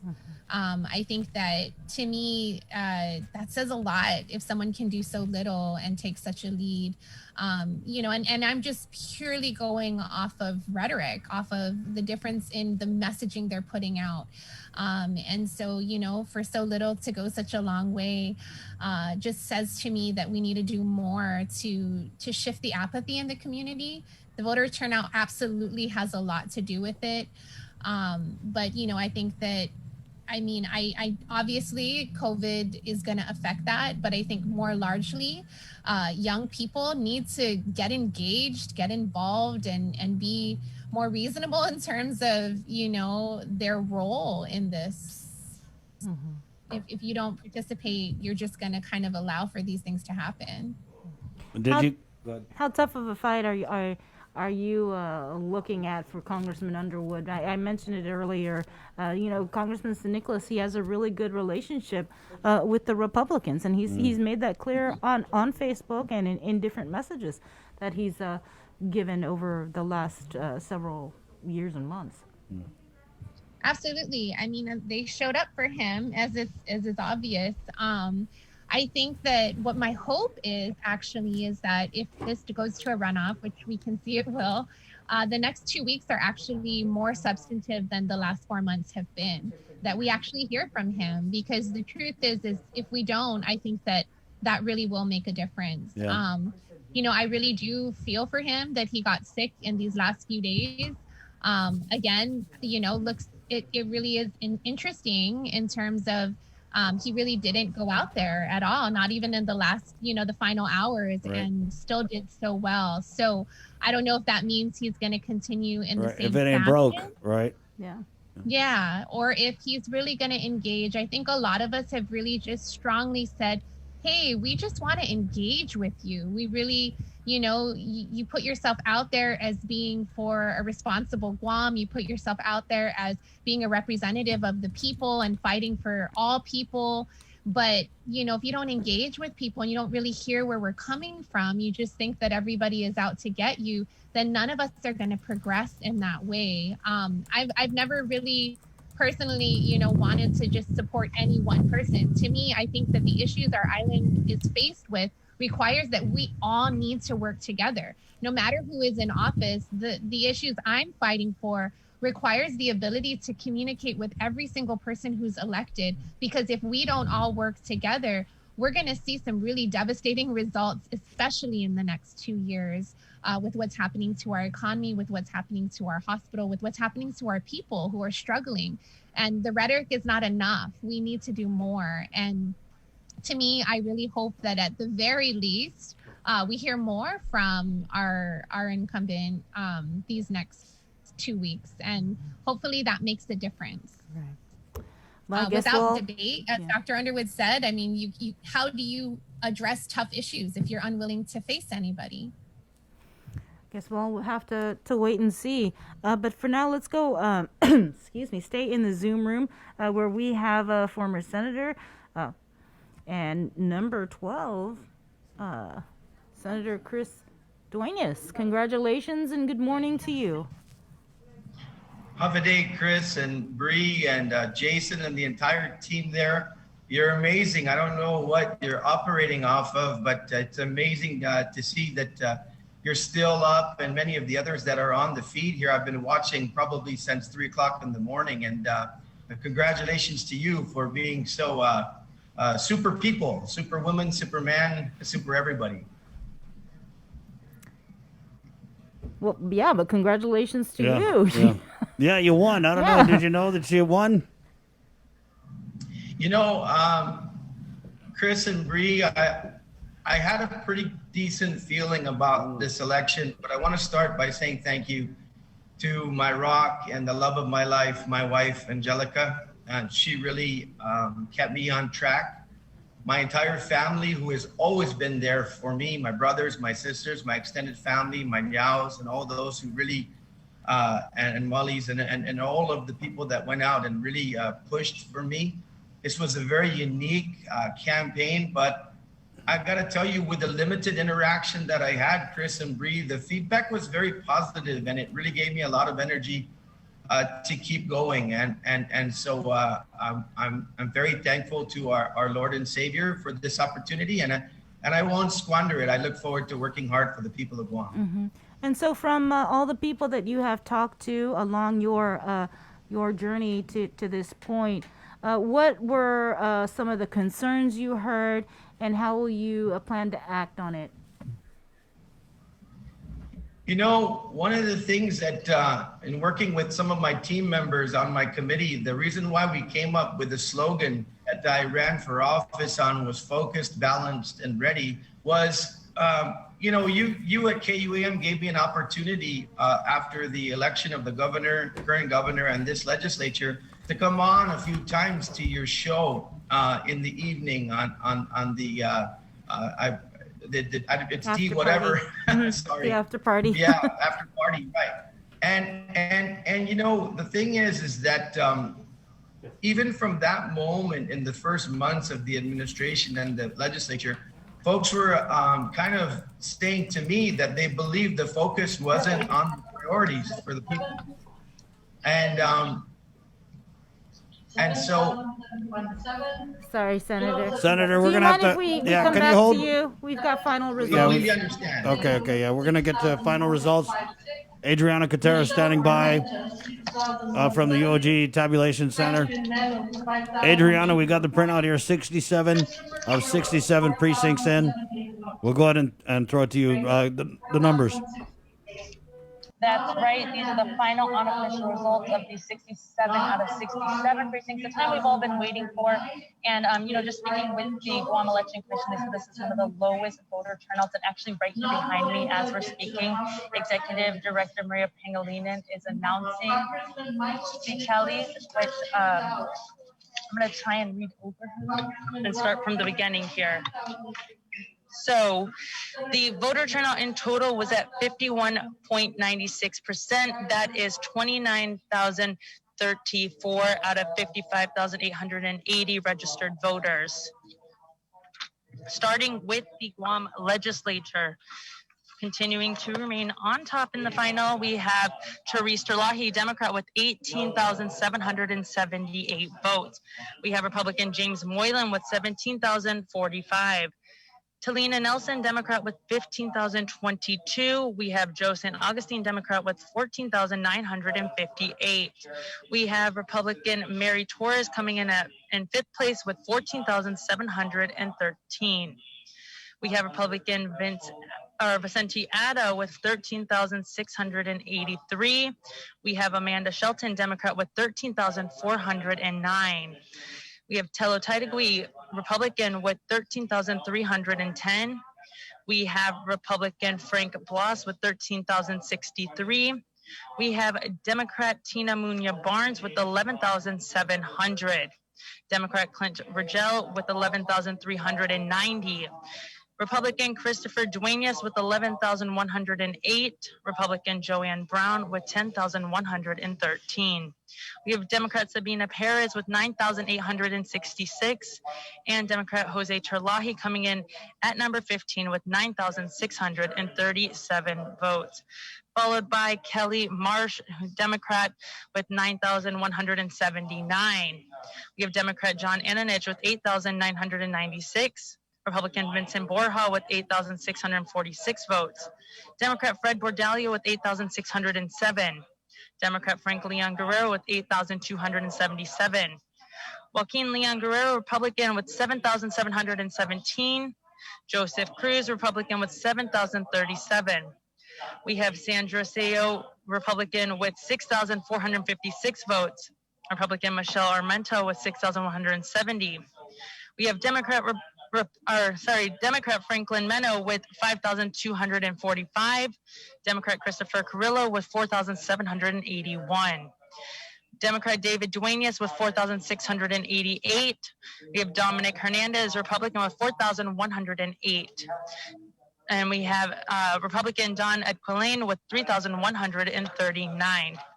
Now moving on to the U.S. delegate, we have coming in at top Democrat Michael San Nicolas with 13,000 votes. And then followed by Democrat Robert Underwood at 9,300 votes. And we have Republican Will Castro with 5,942. Continuing with the mayor race for the Hagåtña district, we have John Cruz, Republican, running unopposed with 207 votes. For the Asamayana district for mayor, we have Frankie Salas, Democrat, with 290 votes. We have John Gumatauto, Democrat, with 237. Michelle Taitano, Republican, with 105. For the PD district for mayor, we have Jesse Allig, Republican, with 467, followed by Democrat Frank Cabrera with 43. Going to the Agate district for mayor, we have James Siswico, Republican, with 799 votes, and Mayan Charfrez, Democrat, with 484. All in favor, say aye. Any opposed? Going on to the Agate District for Vice Mayor, we have Republican Christopher Fajaran with 832 votes and Democrat Jocelyn Regis with 447. As for the Santa Rita District for Mayor, we have 739 for Democrat Dale Alvarez. And for Republican Kelly Lozama, we have 330. Moving on to the Umatic District, we have Johnny Kenyatta, Republican, with 257 votes. As for Democrat Gilbert Uggan, we have 128. And for Democrat Andy Santiago, 62 votes. As for the Maritzo Mayor District, we have Ernest Chargolaf, Republican, with 277 votes. We have Stephen Cruz, Democrat, with 205. Julie Cruz, Democrat, with 181. And John Tyrone, Democrat, with 163 votes.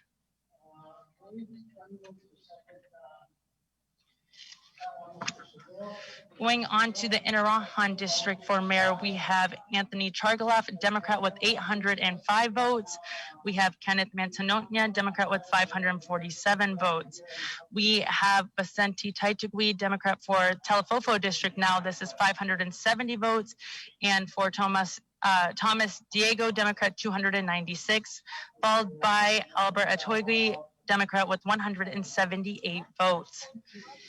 Moving on to the Zonia District for Mayor, we have Bill Kinga, Democrat, with 1,238. We have Edward Terlahi, Democrat, with 436.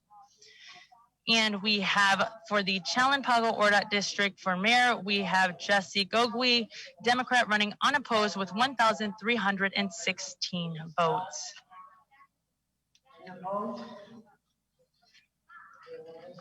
And moving forward, we have the Sinajana District for Mayor. We have Robert Hoffman, Democrat, running unopposed with 961 votes. As for the Vice Mayor of the Sinajana District, we have Rudy Iriarte running as a Democrat with a total of 697 votes. We have Joseph Rivera, Republican, with a total of 330 votes. As for the Agania Heights District for Mayor, we have Paul McDonald, Republican, with 573. Jesse Pangilinan, Democrat, with 270. Jesse Fujikawa, Democrat, with 253. And we have the Mongmong Totomaiti District for Mayor, Rudy Paco, Democrat, running unopposed with 1,008 total votes. Now to the Barrigada District for Mayor, we have June Blas, Democrat, who was running unopposed with 1,716 votes. Vice Mayor for the Barrigada District, we have Jesse Bautista, Democrat, running unopposed with 1,682 total votes. As for the Manila Mayor District, we have Alan Ungakta, Republican, running unopposed with 2,123 total votes. Moving on to the Manila District for Vice Mayor now, we have Kevin Delgado, Democrat, running with a total of 1,381 votes. Thomas Duenas, Republican, with 823 votes. Moving on to the Tamuning District, we have Republican Luis Rivera with a total of 1,389, followed by Democrat Alan Tirado with 640 votes.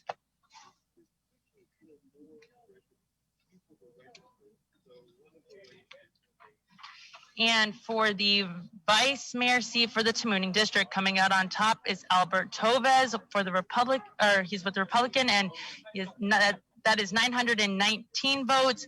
And then for Javier Atzaleg, Republican, 773. For the Dededo District for Mayor, we have Melissa Savarez, Democrat, with 3,003 votes, followed by Jose San Augustine, Republican, with 2,188. Moving on to the Vice Mayor for Dededo District, 3,487 for Peter Benavente, who's a Democrat, and 1,654 for Vincent Cabrera, Republican. To the Jigo District for Mayor seat, we have Republican Anthony Sanchez with 779 votes, Francis Lozama, Democrat, with 771. Peter Pascual, Democrat, with 428. We have James Santos, Republican, with 297. Lillian Guerrero, Democrat, with 288. And Dennis Flores, who's a Democrat, with 251. Now to the Jigo district for vice mayor, we have Loreto Leones coming out on top. It's a Republican with 1,035 votes, and we have Sylvia Flores, Democrat, 939, followed by Edward Lujan, Democrat, with 623. Public Auditor of Guam, BJ Cruz, running unopposed and receiving a total of 23,833 votes. On to the CCU, we have Dr. Judith Guthertz on top with 13,057 votes. We have Joseph Duenas following with 9,892. Pedro Martinez with 8,569. Nonito Blas with 6,805. Kenneth Paris with 5,158 votes. For the Guam Education Board, sorry, excuse me, as these papers. We have Dr. Mary Okada with 17,873 total votes. We have Maria Gutierrez following behind with 12,478. We have Peter Addo with 11,823. Mark Mendiola with 11,196. Lourdes Benaventi with 10,559. Robert Crisostomo with 9,255. Dr. Deborah Ellen with 9,178. We have Salvador Villa with 8,409. We have Alexander Duenas with 7,492. And Lawrence Alcaro with 5,609. Moving on to Retainment for Justice Philip Carbolito, we have 22,217 voting yes and 2,439 with no. But for Judge Alberto Lamarena, 21,798 yes, 3,079 no. For Judge Arthur Barcenas, we have 21,269 saying yes and 3,054 no.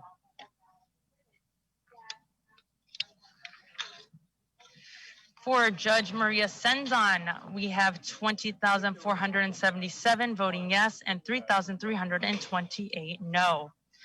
On to the presidential election, we have 14,445 voting in favor of Democrat candidate Joe Biden, and then 10,938 for Republican Donald Trump. Now, while I was reading those numbers, I'm sure you guys heard a voting taking place, and I had already spoke with Pat, who is the independent commissioner, and he's going to come speak with us shortly after he's in the middle of an interview. So if you'll just stand by for that so we can get a recap of what just occurred while I was reading those results. Were they talking about anything regarding the runoff or the runoff election? Mm-hmm. Adriana? Yes. Yes. They were? Did you hear him talking about the runoff election for the congressional? Yes. So that's what they were voting on, and I had spoke with Pat prior to, because he had mentioned that he's going to come and explain the process for that, but that is what they were voting. And I believe from what I could hear while I was reading off the results was that November 5th date. So I'm going to have him come over here and recap that for us. November 5th? What is today? November 4th. Yeah, November 5th. That's what I'm going to get him over here right after. Because the results came out right away and we started reading them, I had spoke with him prior, and he mentioned that he would be able to come over here as soon as they finished. Yeah, we had Congressman Robert Underwood on, and he was talking about a possible November 17th runoff election, 2 weeks after the general election, from what he understands is according to Guam law. So November 17th. Okay, yeah, so I will clarify that for sure. I'll ask. He was under the impression that that's what it would be. But yeah, of course, we'd like to hear from Pat Seville, since he is an independent member on the Guam Election Commission. But I guess as we wait, let's just go ahead and move on to our discussion with Senator Chris Duenas. And we also have Senator Will Castro and Dr. Mary Okada. We'll get them all in the Zoom room here. All right. Okay. And we'll just kind of wrap with Senator Duenas.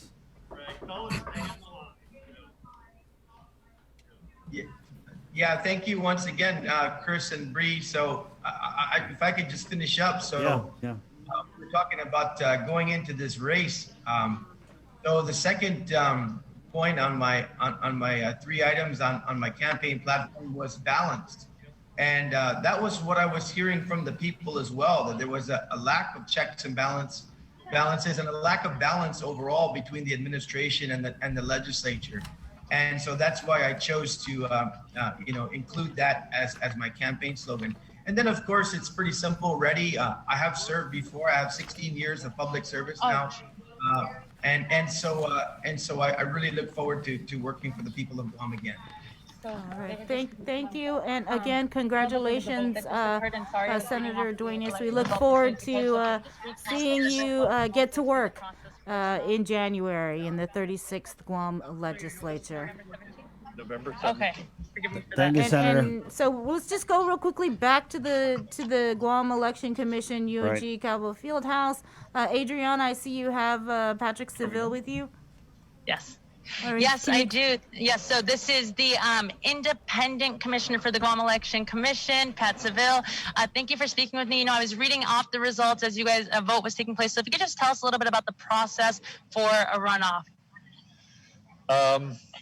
Okay, so we're on very tight timelines for the runoff.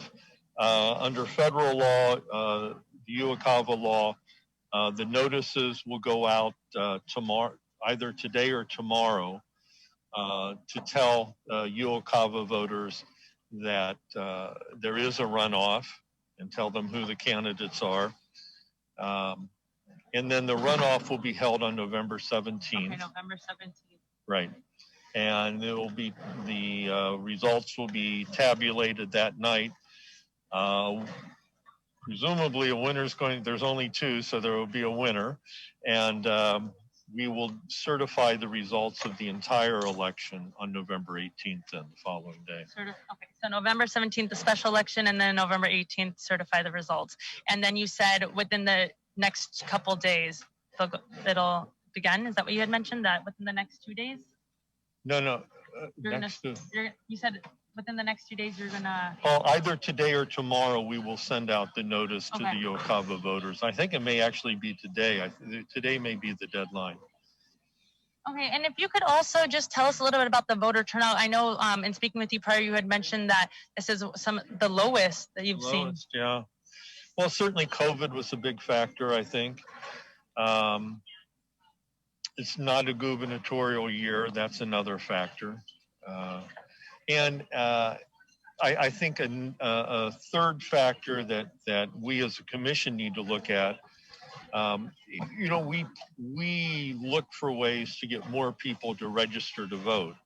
And one of the ways that it's been very successful in recent years is motor voter registration, where you get your driver's license and you register to vote at the same time. It could be, and former commissioner or late commissioner Joaquin Perez used to say that he thought that we were not getting some of those people who are registering at DMV were not really committed to voting. And so maybe we're registering more, but we're also getting some people who aren't as committed to voting and they're not showing up. So that would lower the numbers. Yeah. And, Pat, also, I know as we were, going through the tabulations that you guys had mentioned that the machines were very sensitive. So that's why over at the resolution table, you were having to go ahead and put the ballots back through. If you could just explain that a little bit further in detail. Sure. For those that, weren't here all night with us. Yeah, okay. Well, the machines are a little bit sensitive. A couple things, voters put what are called hesitation marks, where they are thinking about who to vote for, and maybe they put their pen on the ballot and leave a mark, just like a dot or a little dash. And the machine will pick that up and reject the ballot. And when that happens, and the machine will tell you why it rejected. It'll say there's a stray mark, and we put a white tab over the stray mark so that the rest of the ballot can be counted. The other really the thing that slowed things down a little bit tonight in terms of the resolution of some of the ballots, ovals. You have ovals on the ballot. The instructions say fill in the oval. Many people, for whatever reason, either put a check mark or an X, and the machine rejects those ballots. So rather than just throw the ballot out, what the commission does, and it's a bipartisan effort, Republican, Democrat, and Independent, is we sit over there and we mark the oval where the check mark is so that the ballot will count. And that slows the process down a little bit, but we want people who come out to vote, we want their vote to count. So as they make their way to the special election, make sure they fill in the ovals, right? In the oval. All right. Well, thank you so much for taking the time to speak with me. Long Thank night. you. Yeah. Tell Jason he owes you big Learning patience, remember?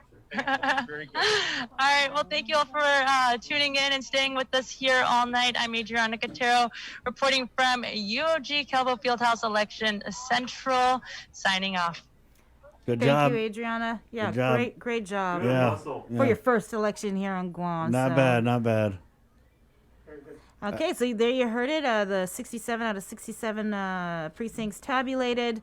We're looking at a runoff election November 17th between former Congressman Robert Underwood and Congressman Michaelson Nicholas. Again, that is November 17th. Patrick Seville, he said they got to work really fast to get all this done.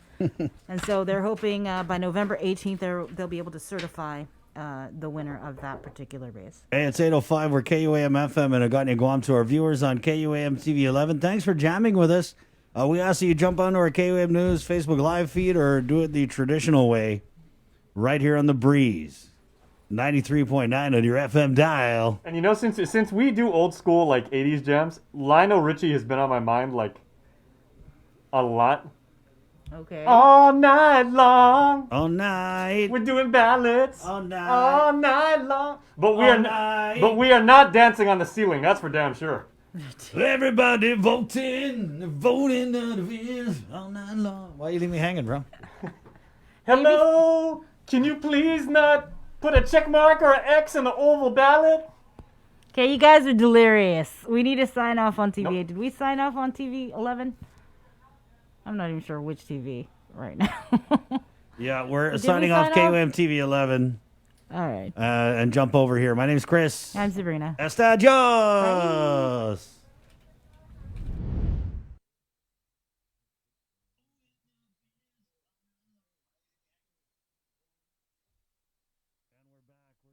Break the show. Dial Rentone, IT&E, Carrier, the Thrive Coalition, Calvo Enterprises. And we're back with the top vote getter for the Guam Education Board, Dr. Mario Cotta. Next, right here on the link, it's The Breeze, 93.9. Good morning, Guam. The holidays are almost here, and we could all use an extra dose of cheer and joy this year.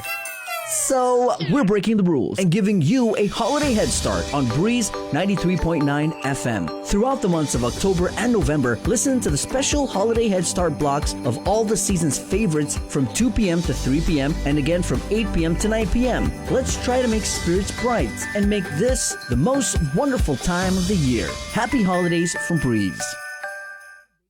GU Self-Storage, conveniently located near the Harmon McDonald's. We offer affordable rates, online payments, and auto bill pay for your convenience. Plus gate access daily from 6 a.m. to 9 p.m. Call us today at 648-7867 for more information. Life as we know it changed this year.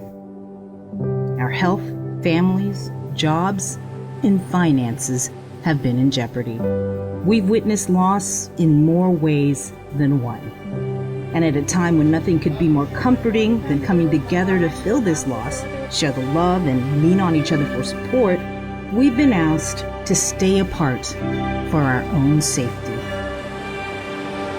This year on Giving Tuesday, the need will be greater than ever, but we'll also face more obstacles than ever in spreading love, kindness, and generosity to those who need it most. So we're challenging you, yes, all of you Guam, to help create a wave of generosity like we have never seen before. We can all do it. Small acts, big acts, businesses, schools, churches, clubs, men, women, children. Let's do this. Giving Tuesday is this December 1st. What will you do?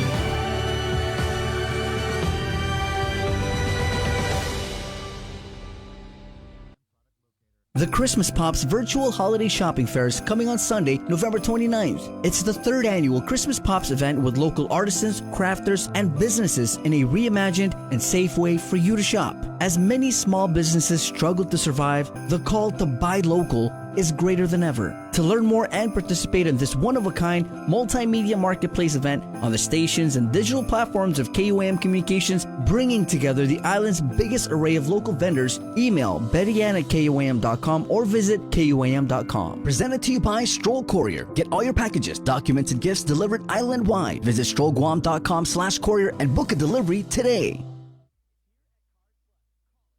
Thrive, a coalition for a drug-free Dededo, is an active partnership of community members and leaders committed to a vibrant, resilient, and empowered Dededo. It takes a village to raise healthy and drug-free youth. Thrive with us. Find us online or email thrive@westcare.com.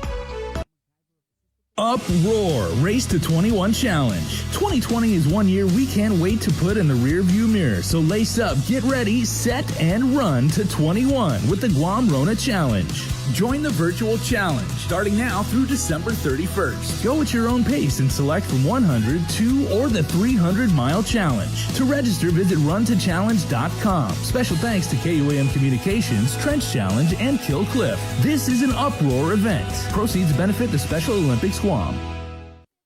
Our frontliners have been working tirelessly to keep us safe, and now they need your help to get our island back up and running as safely as possible. Did you know your smartphone can be one of the most powerful tools in our fight against COVID-19? That's why we're bringing you the Guam COVID Alert Exposure Notification app. This app works by letting you know if you've been exposed to someone who's positive. It's completely voluntary, and more importantly, it's completely anonymous. It does not track who you are or your location. Researchers at Oxford University have found that for every 100 to 200 downloads of the app, it can prevent 100 infections and save one life. Add your phone to the COVID fight by going to guamcovidalert.guam.gov or download it from the App Store or Google Play now. Help Guam stop COVID-19. We got your 6 at 6 a.m. with the link on Breeze 93.9 FM.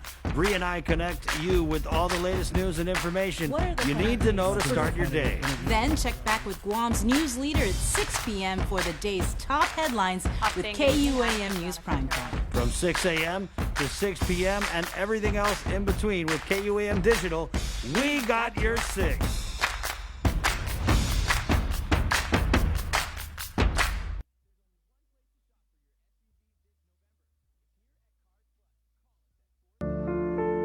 These are some of the signs that someone is thinking about suicide. Talking about wanting to die, excessive guilt or shame, and feeling like a burden to others.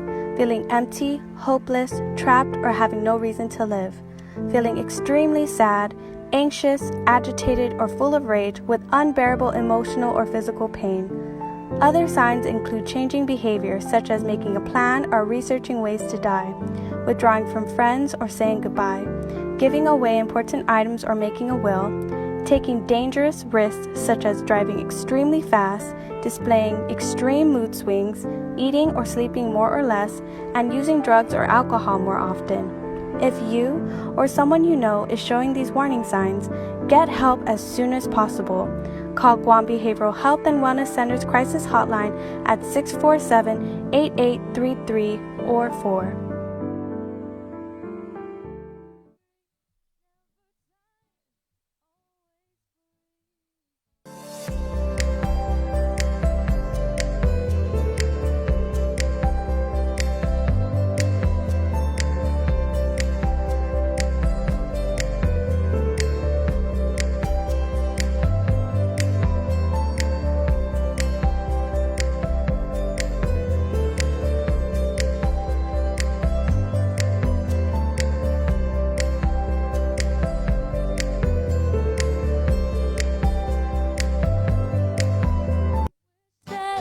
As we're just sifting through the results here, which are unofficially final with all of the precincts accounted for. 50% voter turnout is what we're hearing, Bree? 51.96. Okay. 29,034 ballots cast total. It's 8:14. We'll go into the Zoom room where we have the top vote getter for the Guam Education Board, Dr. Mary Okada. Good morning, Doc. Hi, good morning. Half a day. Congratulations. Yeah, congrats. Thank you. Thank you. How you feeling? I'm a little tired, but I feel good. Did you stay up all night? Good. No, Okay. I did not, but I did get a early morning message from Chris, and I Right. think it took about maybe an hour or so later I responded, so I've been up since then. Very early morning. Sorry Four. about that. Not a problem. Not a problem. Tell us about your election day. Did you go around to the polls and stuff? I did not. It was a regular work day for the Guam Community College. So we had, as we normally do every semester, we have a scheduled professional development and training for all the employees. And so we took this opportunity yesterday to actually engage with the faculty, staff, and administrators on what we can do to help our students succeed through the semester and through their educational journey. We've been in COVID now since March of 2020. And so, we're navigating through trying to get some of the students completed. We recognize that they have some challenges with internet and technology. And so we're trying to do what we can to provide them with the necessary tools so that they can complete their semesters and register for the next semester at the same time. Right. So we were doing some professional development on the different platforms for distance education. Of course, we always incorporate customer service training and then just some survey results that we had of our students and indicating or identifying how we might be able to help them. So we're activated and ready to engage again with our students so that, we're midway through the semester, so we want to make sure that all of our students succeed. So how are you anticipating balancing being the president of the Guam Community College and serving on the Guam Education Policy Board? Well, I think it's going to be a very good complement for us, or actually for me. It's a complement primarily because we want to ensure that all students, whether they're in, elementary now, middle school, in a couple of years in high school, that they actually have access to higher education when they complete K-12. And so, I'm really looking forward to adding value to the discussion and to the decisions that are made, so that students have the opportunity to pursue higher education.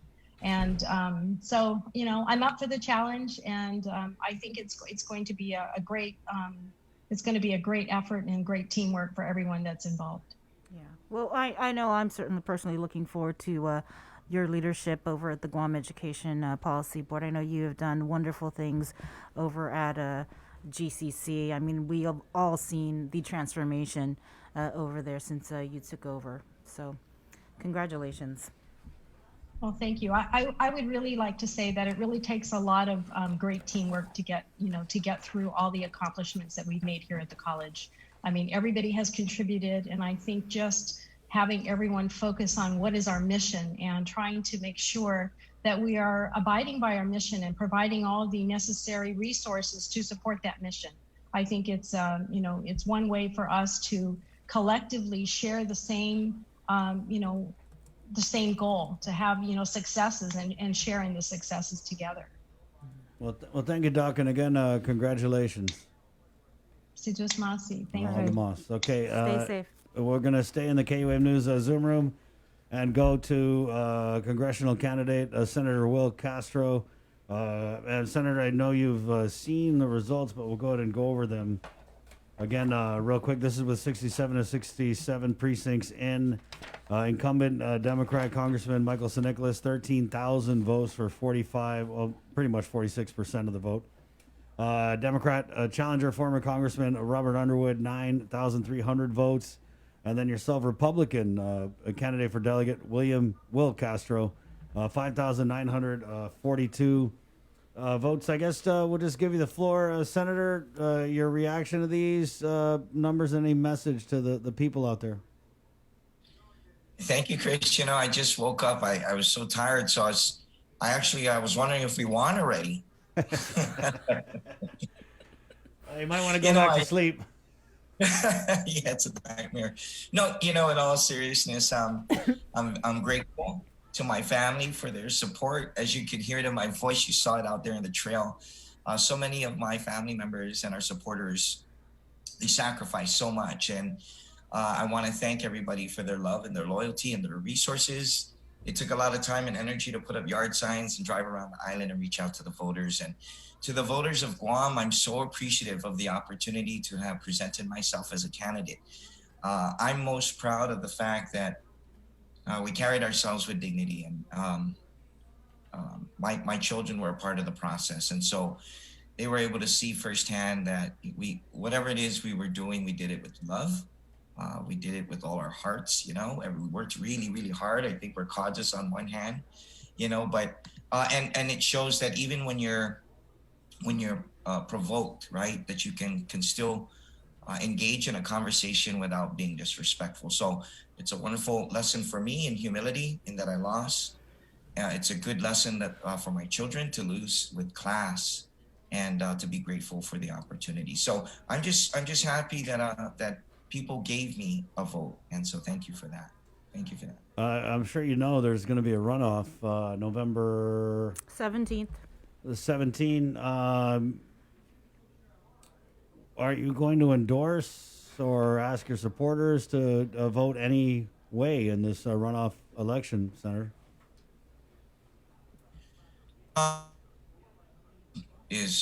Think about everything that's happened. Obviously, I've come out and said that both Mr. St. Nicholas and Dr. Underwood have their strength. So the short answer is not at this point. But I have a great relationship with Dr. Underwood. That's obvious. But I'm never going to discount the fact that Mr. St. Nicholas has his strengths as well. So in terms of me endorsing a runoff candidate, not just yet. I don't think I've unendorsed ourselves. So I got to let my team off gently, and then we can come talk about the future.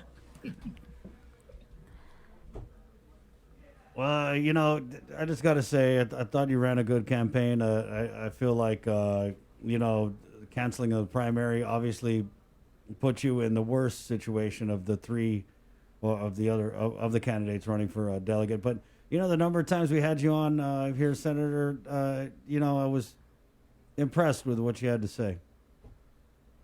Well, thank you, Chris. I thought at the times that we did have an exchange, remember Mike St. Nicholas was on for the Chamber Forum, and then Mr. Underwood and I were on for every other forum after that. And if anybody who is watching, you could see how Dr. Underwood would put himself forward, and that would prompt a reaction.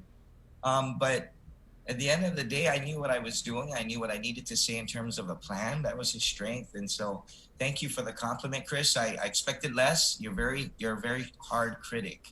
And so to have won even some of your respect is really cool, frankly. And that's good. I'm proud of myself. I think that's something else that you were a rough media partner, especially in my first term as a senator. Right. But the work that we put into the platform, take a look at this.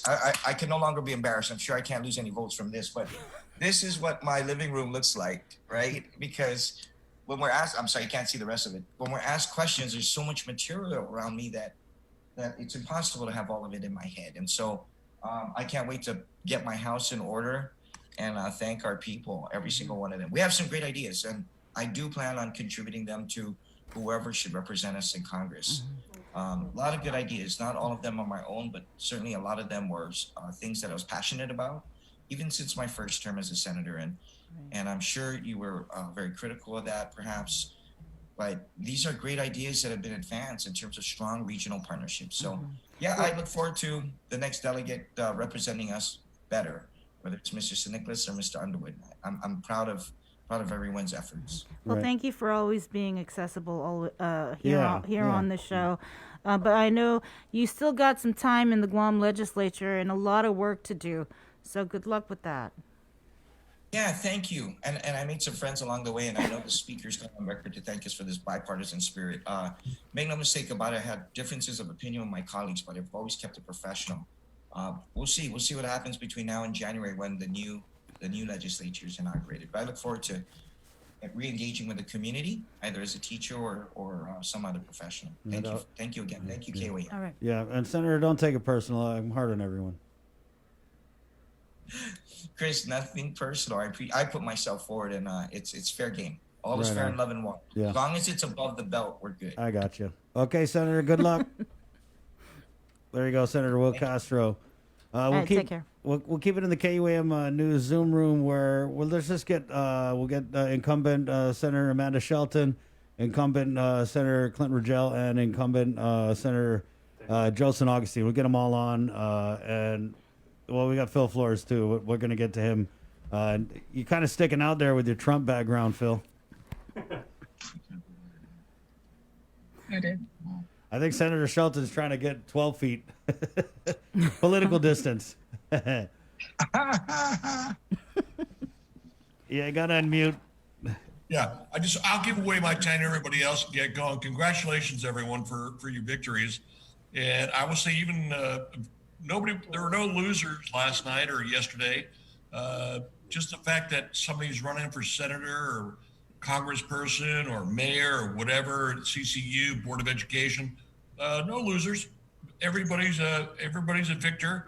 Just not everybody was elected. So congratulations to those of you who were. And thank you very much to those who fought the battle and did not get over the finish line. With that, and then Sabrina and Chris, I know you guys been up all night, and I promised to come on around 4 a.m. I woke up at 4 and I went back to sleep at 4:05. So I'll talk to you guys later. Yeah. Anyway, Before we let you go, though, I got to ask, Yeah. what do you think about these straw poll numbers with you and your Trump background? You know, I was very, very surprised with a low turnout yesterday because we had like a record number of people pre-voting. Right. And yeah, I voted in Tulane, and yeah, I walked right in, walked right out, as the song goes. And I asked them, how's the traffic? And they said, light. That surprised me. I think that COVID has meant so much to this election cycle in here, at least in Guam, because it took the Law and Order that J.I. and Fred and some others were going to run on, took that off the front page. Although you go on the second and third page, there's still a lot of bad Law and Order going on. So I talked to one of my friends in the States who's a die-hard Trump hater. And I said, you know, we had a lot of people voting beforehand, but very few people coming out on election day. And I asked him, is it that way in California? He says, from what he knows, it's a heavy turnout in California. Make it flat. Sorry, Senator Shelton, can you mute your mic? Okay, missing something. What do you say, Amanda? She was asking if you have an extra Trump background. We'll see what kind of turnout it stays. But anyway, again, congratulations to everybody who ran, and especially those on this page who were successful. Take care. Have a good day. Thank you, Phil. All right. Thanks, Phil. Okay. Stay safe. All right. And now... Always safe. Right on, yeah. And now that we got rid of that pesky Republican... let's go on with the incumbents here. Just running over the results real quick. Incumbent Democrat Senator Joe St. Augustine finishing fourth. Senator Amanda Shelton finishing 5th, 6th, 7th. And Senator Clinton Rogel. Number 8, 11. 9, 10, Number 11. Right on. So we'll just go ahead and give you guys... We'll start with you, Senator Shelton. Pleased with the results this morning? Hafide, good morning. Yes, I'm very pleased with the results. I'm thankful to all the people of Guam for the opportunity to serve another term. I actually just hopped in the car. I was waving at the ITC building this morning to thank the voters and, you know, just show my gratitude. I'm so happy. I know the turnout was low this year, and understandably with COVID and everything going on, but I'm glad for those who still went out to exercise their right to vote. And I'm so proud of the candidates who put themselves out there to also serve the people of Guam, and congratulate my colleagues here on the radio with us. And, you know, I want to commend Senator Castro, our good friend on the other side, who, you know, put up a hard fight, and everyone in the kind of climate we're in and the kind of campaigning we could do, I think everyone did a great job. And so I'm very, very grateful to the people of Guam for coming along with us and for giving me this opportunity. You know, Senator Shelton, I've been seeing your posts on social media. You really are busting out your dance moves. Can't wait to see your victory TikToks. dance. Okay, I gotta say. Here we go, Jay. Hey, Senator, this is Jason. Congratulations, first of all. Very, very well deserved, well earned. Your TikTok game is strong.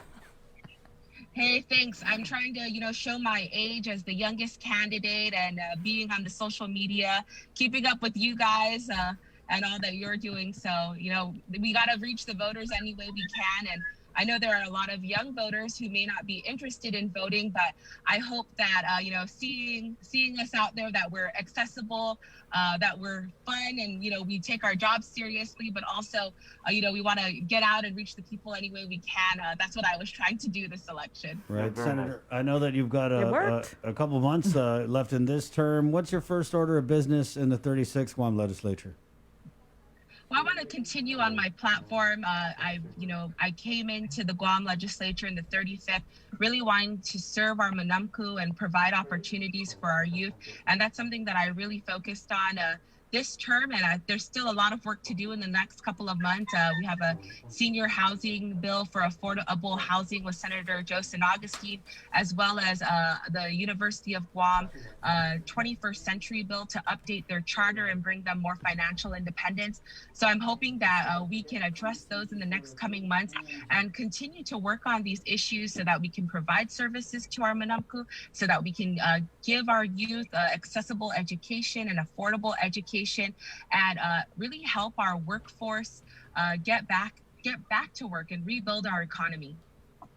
Thank you, Senator. Congratulations. Congratulations again. Thank you very much. And take a rest after this. I know none of us have slept yet, but take a rest. And thank you very much for the coverage and for keeping us all informed. Thank you, Senator. Let's go now to Budget and Finance Chair, Senator Joseph Augustine, finishing fourth this election. Good morning, Senator. And Good morning.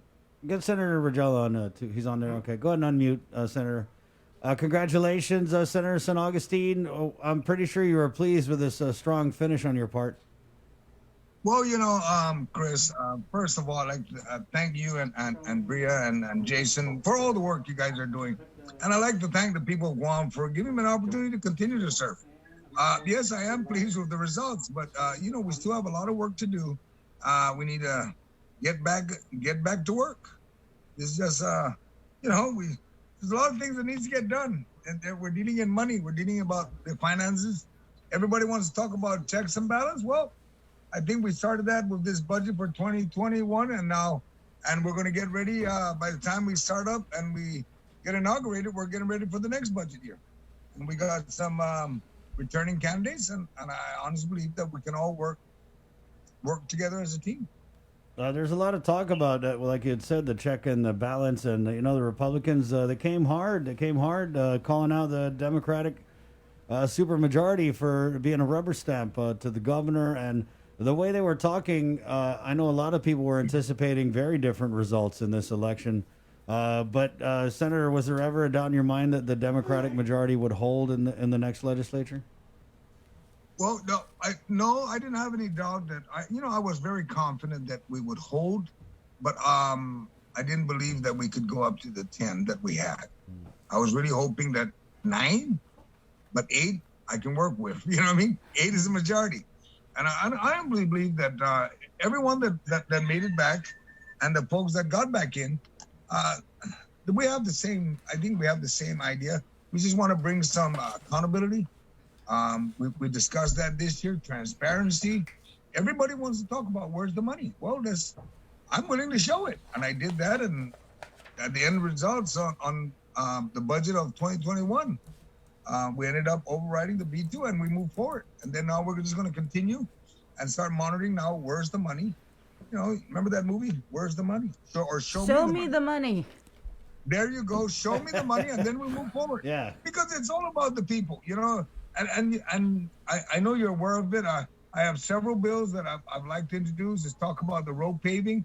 One of my colleagues on the 35th wanted to talk about reducing the liquid fuel tax. Well, I want to be able to commit that money because it's not a lot of money, but it can bring in something like $60 million in road paving, all from federal grants. There's a lot of things we can do with the little we have to get the biggest bang for the people of Guam. And that's what I'll be focused on even towards the end of this term, and lead it on with those same issues, and to include the housing. Senator Shelton brought that up. We're not done yet, and I'm just thankful for the people of Guam for giving me this opportunity to continue, and I humbly appreciate it. And also, I was this morning, I didn't want to zoom in earlier. I was over by the GRMC and I was busy waiting since before 7. Nice. And every hour I had to wake up just to listen to your results. Thank you. Thank you, Senator. And congratulations again. Congratulations. And thank you. All right. Well, it looks like he's going to stay Maulik. That's his slogan, Senator Clint Rogel. Senator, you pleased with the results this morning? Oh, yes, of course. I'm absolutely blessed to have the... Hello? Can you hear me? We got you, yeah. Okay, sorry. I thought you said something. Yeah, I'm just absolutely blessed to have the opportunity to serve again, and I'm so thankful that I have this opportunity to serve again. So, yes. Are we going to see Speaker Clint Rogel in the 36th? No. Why not?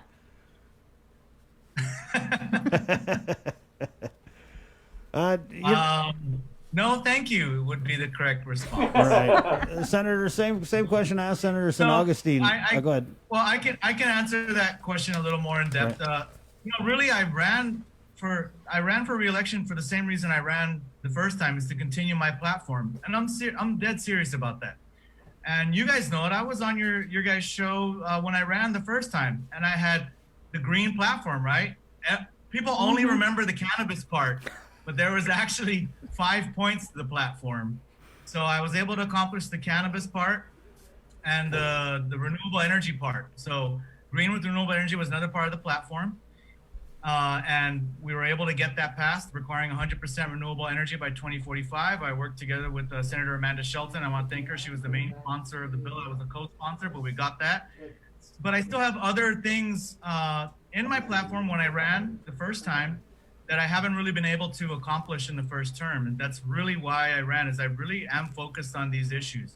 And so that's agriculture. And I've spoken about that a lot with you guys as well, and some other discussions we've had. So now that I have the opportunity to serve another term, I really want to focus on the other parts of my platform, which is agriculture, as well as the environment. I feel I didn't do enough to help the environment with I have ideas for specific policies I think that can help with environmental protection. And so I'd like to work some more on that and really try to get some of those policies accomplished with regards to developing an agricultural industry and protecting the island's environment and figuring out a solution for the trash problem is a big thing that's on my mind. The littering problem is a big thing that's on my mind. So that's really why I'm here. I'm focused on accomplishing those goals. Thank you, Senator, and congratulations. Congratulations, Clint. Thank you. All right. You be safe. Wash your hands. And there's virtual.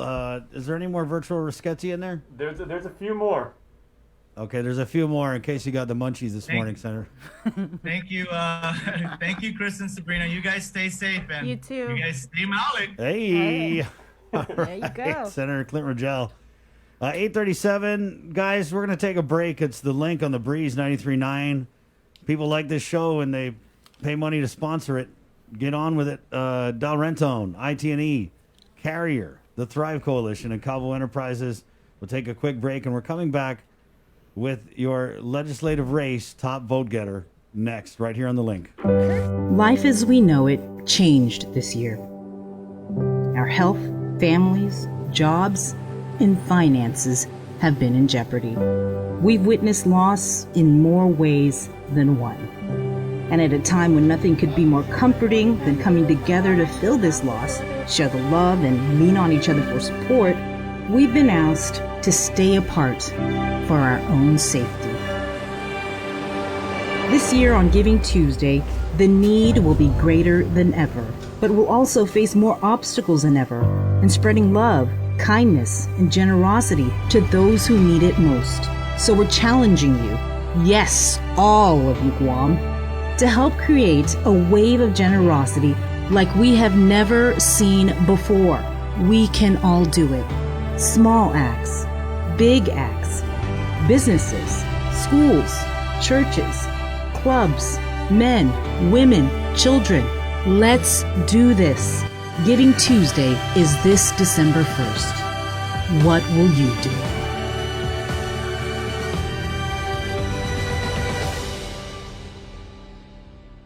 The Christmas Pops virtual holiday shopping fair is coming on Sunday, November 29th. It's the third annual Christmas Pops event with local artisans, crafters, and businesses in a reimagined and safe way for you to shop. As many small businesses struggle to survive, the call to buy local is greater than ever. To learn more and participate in this one-of-a-kind multimedia marketplace event on the stations and digital platforms of KUAM Communications, bringing together the island's biggest array of local vendors, email bettyann@kuam.com or visit kuam.com. Presented to you by Stroll Courier. Get all your packages, documents, and gifts delivered island-wide. Visit strollguam.com/courier and book a delivery today. GU Self-Storage, conveniently located near the Harmon McDonald's. We offer affordable rates, online payments, and auto bill pay for your convenience. Plus gate access daily from 6 a.m. to 9 p.m. Call us today at 648-7867 for more information. The holidays are almost here, and we could all use an extra dose of cheer and joy this year. So, we're breaking the rules and giving you a holiday head start on Breeze 93.9 FM. Throughout the months of October and November, listen to the special holiday head start blocks of all the season's favorites from 2 p.m. to 3 p.m. and again from 8 p.m. to 9 p.m. Let's try to make spirits bright and make this the most wonderful time of the year. Happy holidays from Breeze.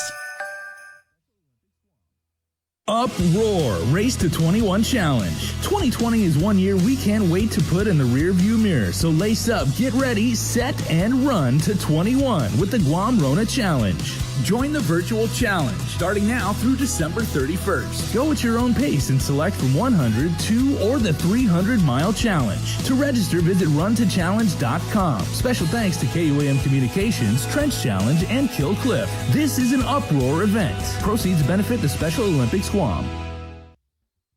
Thrive, a coalition for a drug-free Dededo, is an active partnership of community members and leaders committed to a vibrant, resilient, and empowered Dededo. It takes a village to raise healthy and drug-free youth. Thrive with us. Find us online or email thrive@westcare.com.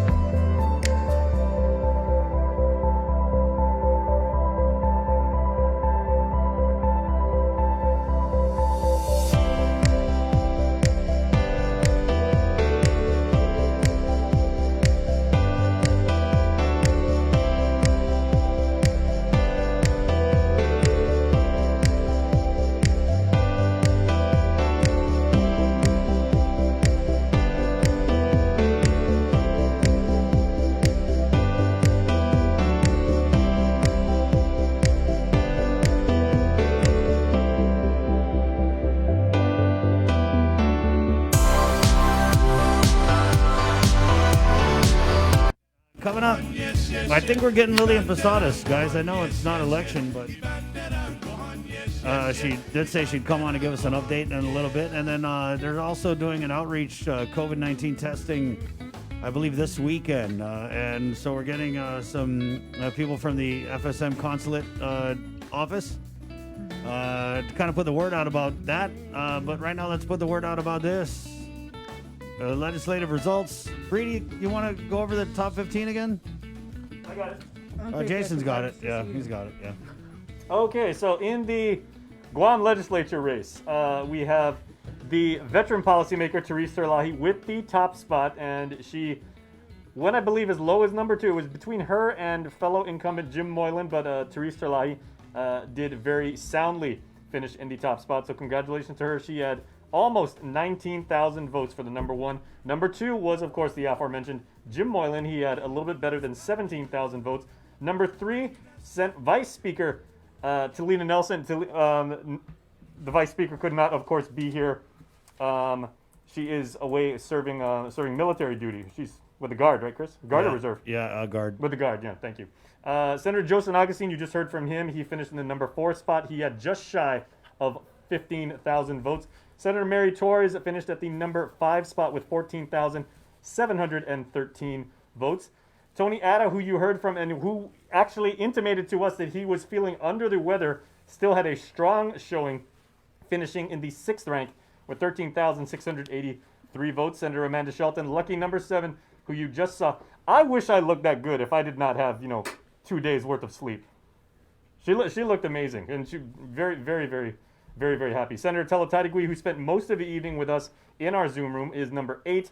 Senator Frank Blas Jr., at least in theory, pending certification of these unofficial voting results by the Guam Election Commission, is number 9, so he will be returning to the Guam legislature where he previously served. The Speaker of the legislature, Tina Rose Munya Barnes, finished at number 10 with 11,700 votes. Clinton Rigel, you just heard from, will stay Malik, as Chris very effectively said, 11,390. That was really good, by the way, bro. He finished at number 11.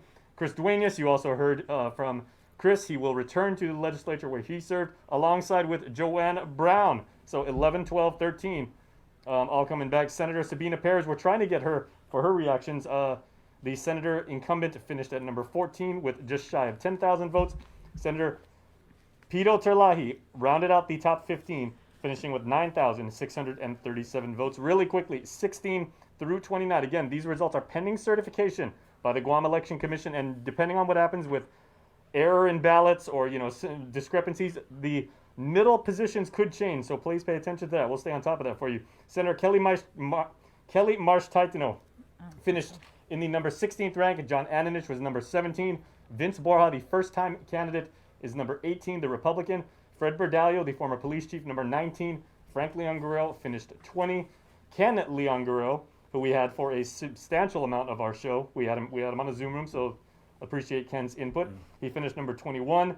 Joe Cruz, another former police chief, finished number 22. Sandra Reyes Sea was 23. Michelle Armamenta, 24. Frank Bunker-Meno was number 25. Chris Carrillo, number 26. Dave Duenas finished at 27th. Dominic Hernandez, 28. And rounding out the final roster of senatorial hopefuls is Don Edquilani.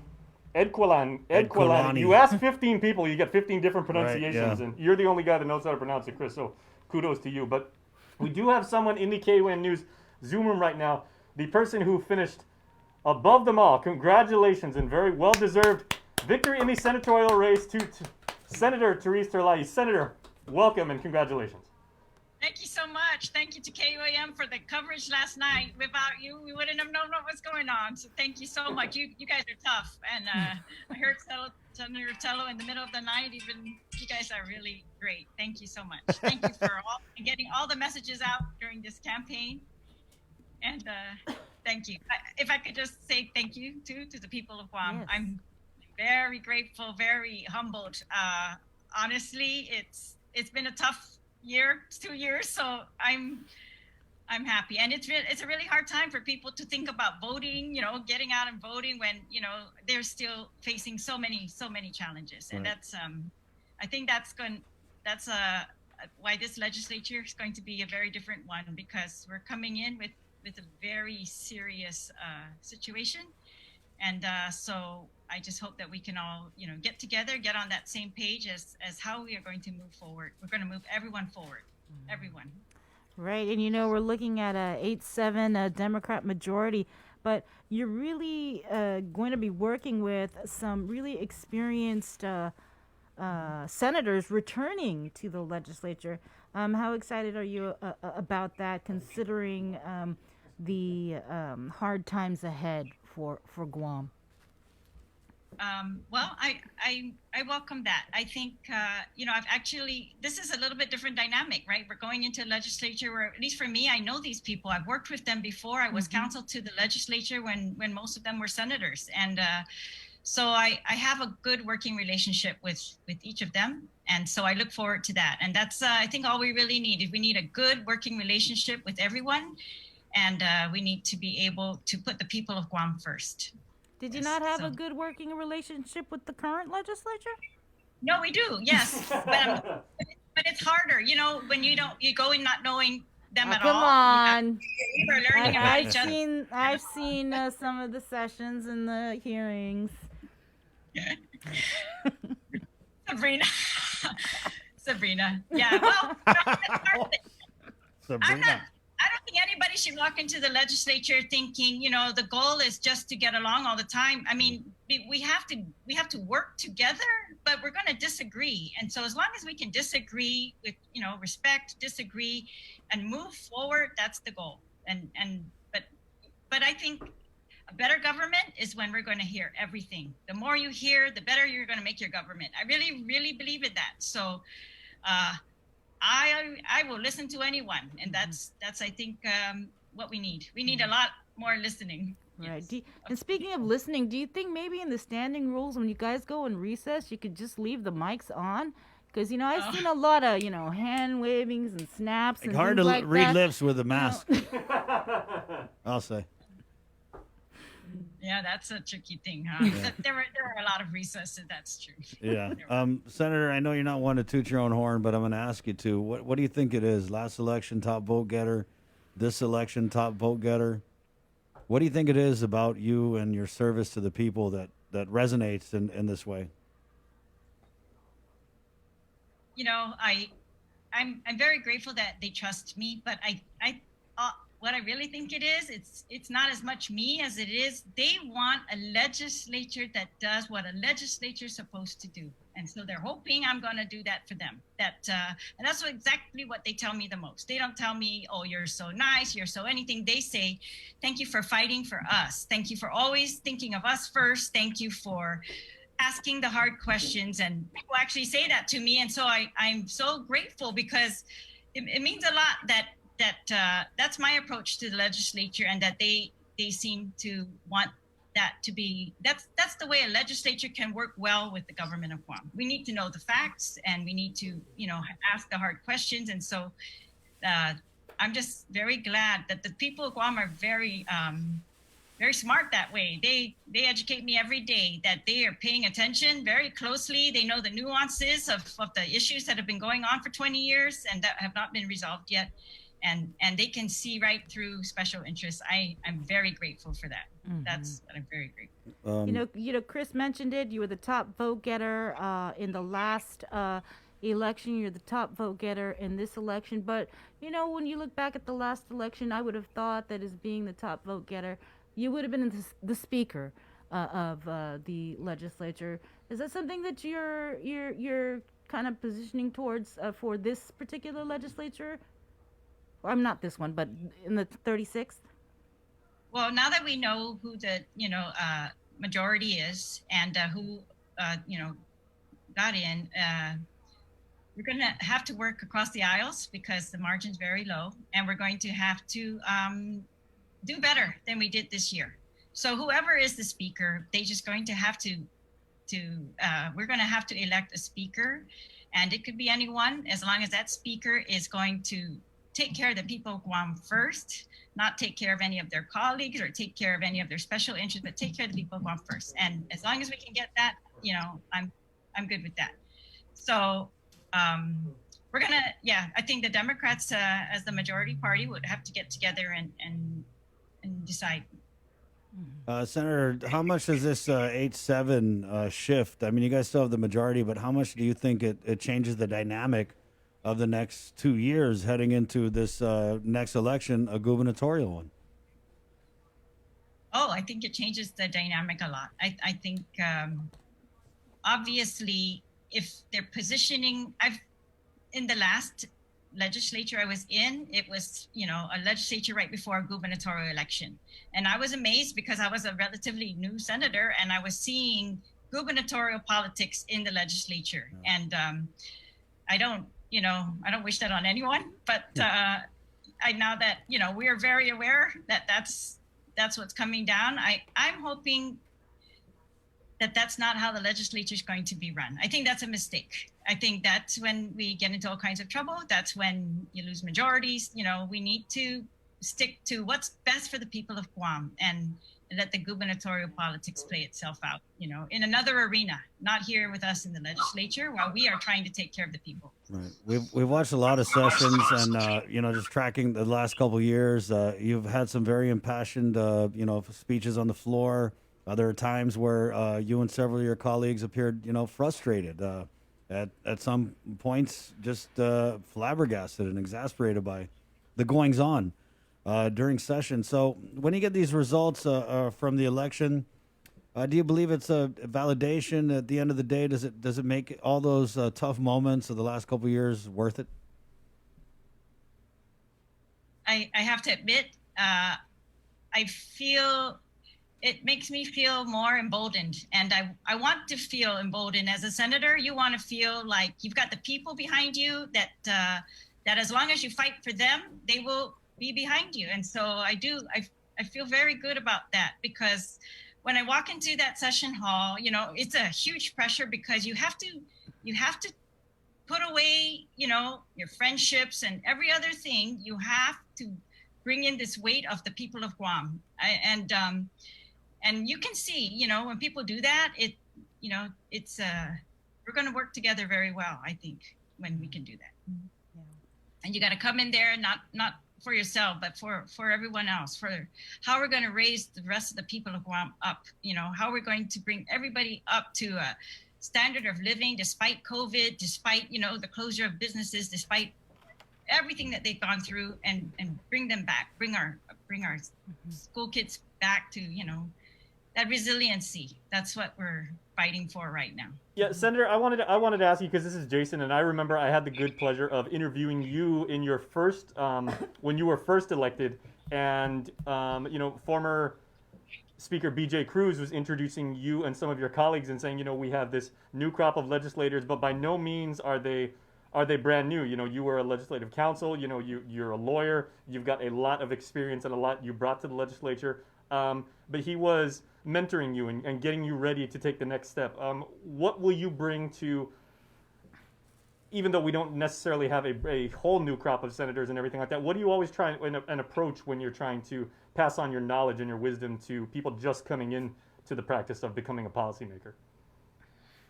Oh, thanks. That's a good question. Well, for me, I just feel like there's always two sides, sometimes 3, 4, right, to any situation. And when something has not been solved for many years, a lot of times it's because there are competing interests. And that is the toughest part of your job is going to be, how do you really assess the competing interests? Because it's not easy. That's difficult. They will hide sometimes the real interest behind what's going on. You're going to have to dig. You're going to have to get the truth. You're going to have to put that on the table. And you're going to have to be tough enough to say, that's not good for all the people of Guam. That's only good for a very small, part or one business or something. And you're going to have to stand up to it. So I would tell anyone that if they can do that, and it takes hard work. So it's hard work, because you got to get to the bottom of the issue. You got to get the truth. You got to fight them sometimes to get the truth. But once you get the truth, then stand firm, because even if you make an error, that is in good faith based on the facts that are before you, I think we make errors because the facts, we don't have them all, and we've seen that so much in this last term. That's the problem. We're not getting all the facts that we need, I think, to move quicker and to move better for the people of Guam. Mm-hmm. First order of business, 36 Guam legislature for you, Senator? Well, we still got a month and a half left in this term that we're facing one of the biggest crises of our lives, all of our lives. And we are going to have to get all of us out of this. So it's hard to think about doing anything that's not related to, helping public health save lives, helping GMH save lives, and then, helping all the businesses get back to business, and people get back to their life. But first, I want to save some life. We can't have any more delays in what public health has been tasked to do and what they are able to do, and all of us have to be willing to do that for them, with them. And you guys have done a great job at it. I think media-wise, you've really put it out there, the messages. You bring on the professionals every day. We hear their story firsthand. That's excellent. And so thank you so much. I can't tell you how much I've heard Lillian on your station or public health. And the more you hear them, even if I talk to them, but when they get on your show and they say it in a different way, or, you know, that's a full picture. And I appreciate that very much. So keep getting at the truth and I appreciate that. Real time. Thank you. Senator, you're currently the committee chair on health, tourism, land, and judiciary. Are you wanting to keep retain oversight on these committees in the next legislature? Well, I think yes. Well, I definitely have work that I'm going to do in each of these areas in the next legislature. That's for sure. And some of it, you know, we've started. Some of them are complex. For example, the Chamorro Land Trust, some complex issues there, getting that infrastructure in there, those are complex, and I do want to work on them. So whether it's committee chair or just as a member of the committee, I'm definitely not going to turn my back on public health, land, you know, the justice issues that I've been working on, or historic preservation, all of them. Those are my passion, right? And tourism, as we know, we're not going to really move much if we can't get tourism back up. So we are going to do our best for all of those departments and all of these subjects. Yes. Sorry, I see my colleague here. Yeah. Good morning. Congratulations. Let's go bring on Senator. Senator Sabina Perez, incumbent Democrat here. Good morning. Finishing 14th with 10,113 votes. Congratulations, Senator. Congratulations. Thank you so much, Chris and Sabrina. And thank you for all your, exposure on the interviews. That really helped.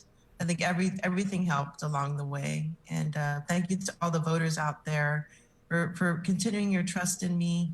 And, you know, I worked hard this past term, and I'm still working hard, and I will continue to work hard. I think we definitely, we need to restore the health of our community, and guide our people through this pandemic. I'm serious. I'm very serious about that, both health-wise and economically. I'm going to put the hard work into that. Senator, how different was this campaign? And I'm not even sure how much, campaigning you did this election, but how different was it from the first time you ran? Yeah, well, last time it was a gubernatorial race, and so it was, basically I had to, basically I hung around the gubernatorial camps, all the gubernatorial camps. There were four candidates at the time, and that really helped. And also just, meeting people. This time around, it's, had to be offline, and doing the work. I was hoping that the work that I did would speak for itself. That I was basically praying on that, praying that people were seeing the work that I was doing was important to them. And social media, yeah, that's something that I'm not really, an expert at. So I was very thankful and praying that, that weakness wasn't going to, have a huge effect. So. What do you plan on continuing and now that you're pretty much guaranteed a seat in the next legislature? We asked Senator Terlahi this, are you going to try and keep the same committees? Yeah, that's something I'm thinking. I really like the environment. I like, I got used to it. I learned a lot, and I have all these solutions too as well. But, I'm open to whatever the party wants and decides. I feel I can adapt easily. I'm a quick learner. So I'm willing to help out in whatever way that, I'm needed. Always have. I was always, open to whatever was the community needed. So likewise. Are you satisfied with your placing, Senator? What, did you see any polls? Is this what you were anticipating, or are you just happy to get in and Yeah, I continue to work? was expected to be on the bubble, to be honest. So I wasn't sure whether I was going to get in, considering I didn't really run a campaign to the best I think I should have. Right. But yeah, I'm just happy and very grateful that I got in. So no, this is what I expected to be on the bubble. Right. So what? I wanted to go to Senator Taitano. Yeah, let's go to your colleague Senator Marcia Taitano, who unfortunately, with the results that we have now, was on the wrong side of the bubble. 16th, 9,179 votes. Incumbent Democrat Senator Kelly Marsh Taitano. Just Senator, your thoughts on these results, if you could. And good morning. Well, of course, first of all, I want to thank everybody. Having over 9,000 votes with, I think it was like 22,000 people who came out, I think really speaks a lot about the community values and priorities. And I just really appreciate that. So, I grew up here. I'm a daughter of Guam. I'm still here. I plan on continuing to be a community activist. And so when I woke up this morning, well, it's happened throughout the campaign, but this morning, but I don't know if the rest of you guys have it, but it's this strange little tan line between where my eyes squint and the mask starts. So I've got this odd tan line here, but yeah, I was just on my way to go put out my thank you signs. And I saw your message, so I thought I'd pop on first and just thank everybody in person-ish, virtually. Senator, I got to say that, your term has had its share of criticism, but, on a personal level, I can appreciate, and I felt like you really turned a corner the last few months. You were coming on more, being a little more critical, a little more independent minded, but the Republican Party, they had in a lot of ways singled you out for some criticism. Just your reaction on that. Did you feel attacked at all? I think I think there were a couple of strategies at hand, but one of them is the very reason I went in to run anyway, is because for a whole lot of reasons. Things like culture and some of those issues, they're the first ones to be cut, or they're ones on the back burner. And so I knew it was going to be a tough fight, and maybe I should have diversified myself a little bit more in my committee selection or things like this. But I stood up for where I felt it was lacking, and I hope there was some difference there. And I think that the way the administration has separated the group, and we have some real strong people at the helm, like Gillette Leon Guerrero as the head of CAHA, and some of the changes that I put into place to strengthen those agencies. The community, we are just talking about the other day about our high rates of suicide, and as a social scientist, I know 100% these kind of things are linked, but trying to get that message out to the community, especially when we have so many needs and so many hurts and so many wants, it's a tough battle, and I know people are going to continue to fight that battle and help them understand that, that soul of the community needs to be upheld as an important part of our community. Well, Senator, you have 2 months left in this term. How do you plan to finish it out? Well, I still have several things that are on the slate. So I still have the Protehi Membedena Siha resolution, because, and I understand the tough decisions. It maybe doesn't seem to make a lot of sense in a pandemic to be advocating for our whales and our dolphins, but dolphin washing is a strong part of our economy when our economy gets back up. Whale watching can be maybe another new strong part of our economy, but also these are the resources of our island and the Chamorro people, and it's all related to subsistence and commercial fishing, the whole gamut. But also next week we have a public hearing for my intra-regional Commerce Commission, because we need to be less dependent on the outside. We need to put some teeth into actually diversifying, like we've said, for the last 20 years. So hopefully that commission will help come up with commerce potential between us in the region, be it Taiwan or the Philippines or Pohnpei, or the Northern Mariana Islands. So we have that. I have a bill to do some things, hopefully for the homeless population. So I still have several things that I'm trying to get on the slate for November and December and go out with as much of a bang as I can.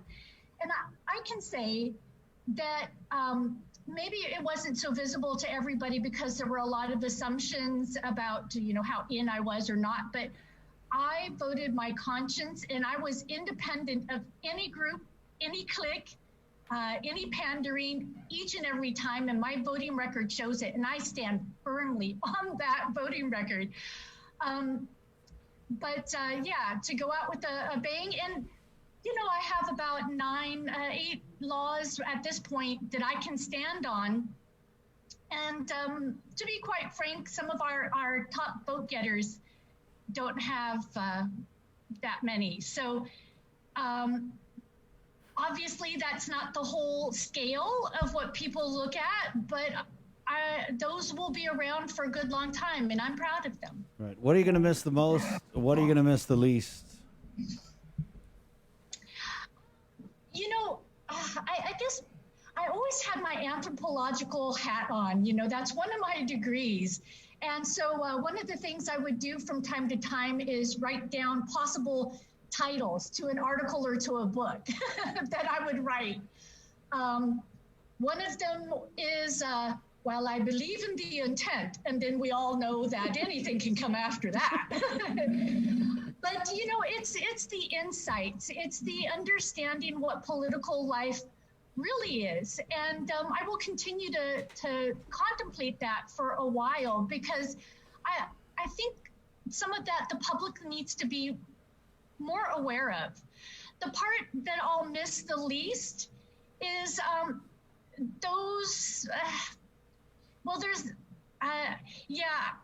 I guess it would be those who stir up things for their benefit and not for the community's benefit, because I am never down for anything that's not for the community's benefit. And I saw a whole lot of that. So to be quite frank, the stirring up of things to stir them up and at the community's expense instead of the possibilities of what could have been to their benefit. So that's something I will continue to advocate against. So having said that, what would you title, if you were to write a book about your term in the legislature, what would you title it? Ooh. No curse words, please. There's one, I don't know about the whole book, but like I said, I've got my chapters or articles. But there was one I couldn't quite decide on, and I don't know how people would interpret it, and maybe I won't even use it as a title. But the one I couldn't decide on absolutely was swimming with the sharks or swimming with the piranhas. Because swimming with the sharks, we got sharks here, and piranhas aren't here. Thank goodness nobody's released them in our rivers or anything crazy like that. But it can get a little tough. So but as far as the title of an entire book, I haven't thought of that one yet. Yeah, Senator, let me ask you, because you ran on a platform, dealing a lot with the buildup and there's a lack of accountability, transparency. So to go from being someone out in the community, kind of protesting this, to getting a seat and being able to actually do something about it. Are you saddened now that you're kind of going to be leaving this venue in January? Well, I have thought about that because, I want to continue to advocate, and I know there were ears out there that didn't want to hear it, but a true leader has to advocate for what's best for the community in the long term. And so if it's going to cost us more than we gain, I think that's a real issue. So You don't want him or them, right?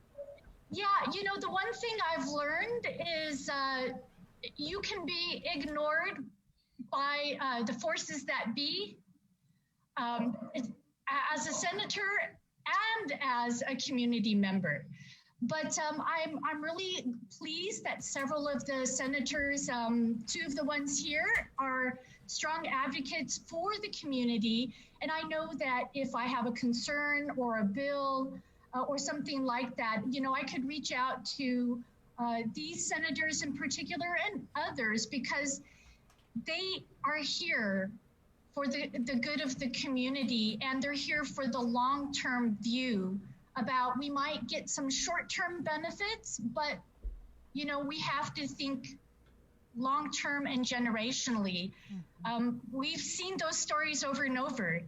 We're still battling Agent Orange. We're still battling PFAS. We're still battling the ORDOT land dump and the who knows what below it. So I will still advocate for those good things. Thank you, Senator.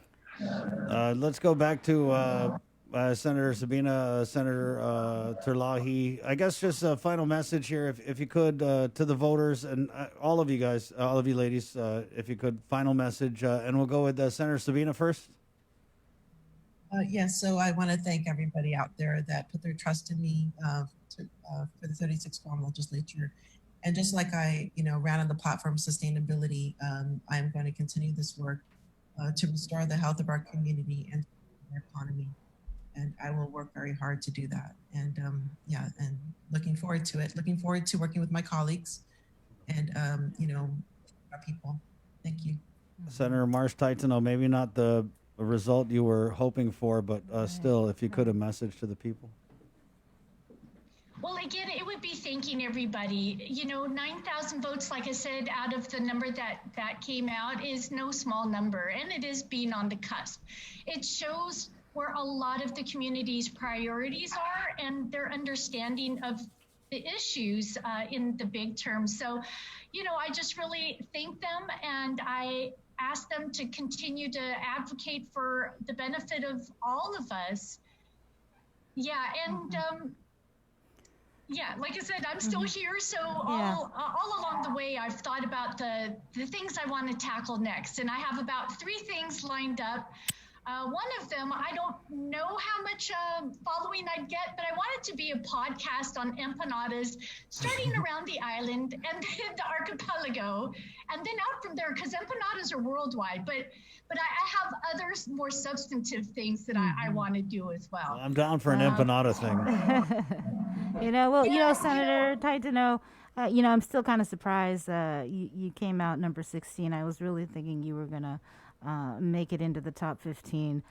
So, like you said, you still have a couple months left, whether you title a chapter Swimming with the Piranhas or whatever. Swimming Manyaha. Yeah, be a shark, all right?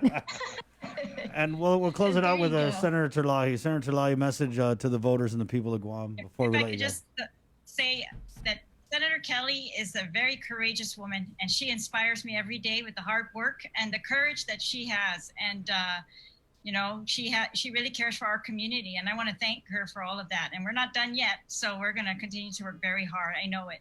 But to all my colleagues, in different issues, they're very inspirational. And I want to say the new candidates, they were awesome. And we had some candidates that really, really called us to task. And I'm so grateful for that. And I think the people of Guam should be very grateful that we have people who will continue to want the legislature to be the best that it can be. And that's what we're going to work hard for. And from the bottom of my heart, si Diyos maasim, maraming salamat po. Thank you, thank you, thank you. Thank you for the trust, and thank you, and please, my ears are open to you all the time, and I just let me know how best we can serve you, and we're not going to slack on the work. I think that's the panel that you've got before you. They're some of the hardest workers in the legislature. So, but thank you again to the people of Guam. Thank you for getting the messages out to the media, and thank you to the media, for getting the messages out, and thank you again to people of Guam for voting, for caring enough about Guam to vote. Thank you. Thank you, Senators. There's virtual. There's still Risketti. We still got some Risketti left. There's still virtual Risketti, guys. And it is better the morning after. It is, yeah. It's marinated for a day. It's approaching Goodzilla like texture now. Oh wow. Thank you. We'll see you. God bless and goodbye. At 9:19, we've got more of the link coming up next right here on The Breeze 93.9. Good morning. Catch the link on Breeze. GU Self-Storage, conveniently located near the Harmon McDonald's. We offer affordable rates, online payments, and auto bill pay for your convenience. Plus gate access daily from 6 a.m. to 9 p.m. Call us today at 648-7867 for more information. Life as we know it changed this year. Our health, families, jobs, and finances have been in jeopardy. We've witnessed loss in more ways than one. And at a time when nothing could be more comforting than coming together to fill this loss, share the love, and lean on each other for support, we've been asked to stay apart for our own safety. This year on Giving Tuesday, the need will be greater than ever, but we'll also face more obstacles than ever in spreading love, kindness, and generosity to those who need it most. So we're challenging you, yes, all of you Guam, to help create a wave of generosity like we have never seen before. We can all do it. Small acts, big acts, businesses, schools, churches, clubs, men, women, children. Let's do this. Giving Tuesday is this December 1st. What will you do?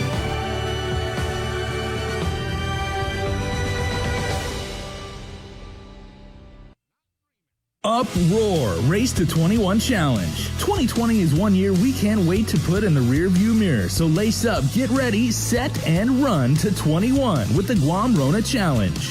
Join the virtual challenge starting now through December 31st. Go at your own pace and select from 100, 2, or the 300-mile challenge. To register, visit runtochallenge.com. Special thanks to KUAM Communications, Trench Challenge, and Kill Cliff. This is an Uproar event. Proceeds benefit the Special Olympics Guam. The Christmas Pops virtual holiday shopping fair is coming on Sunday, November 29th. It's the 3rd annual Christmas Pops event with local artisans, crafters, and businesses in a reimagined and safe way for you to shop. As many small businesses struggle to survive, the call to buy local is greater than ever. To learn more and participate in this one-of-a-kind multimedia marketplace event on the stations and digital platforms of KUAM Communications, bringing together the island's biggest array of local vendors, email bettyann@kuam.com or visit kuam.com. Presented to you by Stroll Courier. Get all your packages, documents, and gifts delivered island-wide. Visit strollguam.com/courier and book a delivery today. Thrive, a coalition for a drug-free Dededo, is an active partnership of community members and leaders committed to a vibrant, resilient, and empowered Dededo. It takes a village to raise healthy and drug-free youth. Thrive with us. Find us online or email thrive@westcare.com. The holidays are almost here, and we could all use an extra dose of cheer and joy this year. So, we're breaking the rules and giving you a holiday head start on Breeze 93.9 FM. Throughout the months of October and November, listen to the special holiday head start blocks of all the season's favorites from 2 p.m. to 3 p.m. and again from 8 p.m. to 9 p.m. Let's try to make spirits bright and make this the most wonderful time of the year. Happy holidays from Breeze.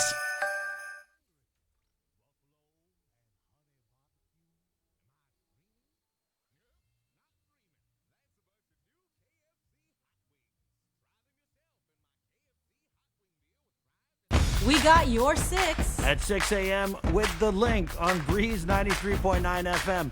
Bree and I connect you with all the latest news and information you need to know to start your day. Then check back with Guam's news leader at 6 p.m. for the day's top headlines with KUAM News Primetime. From 6 a.m. to 6 p.m. and everything else in between with KUAM Digital, we got your 6.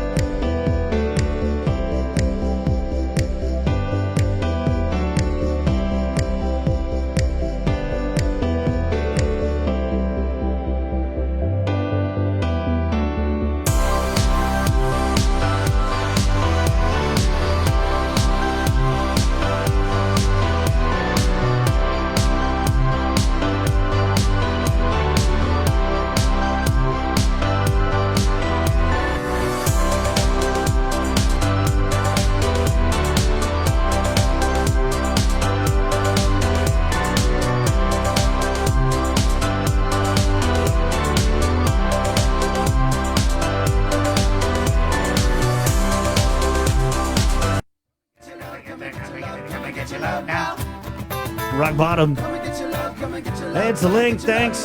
This mega marathon election night coverage.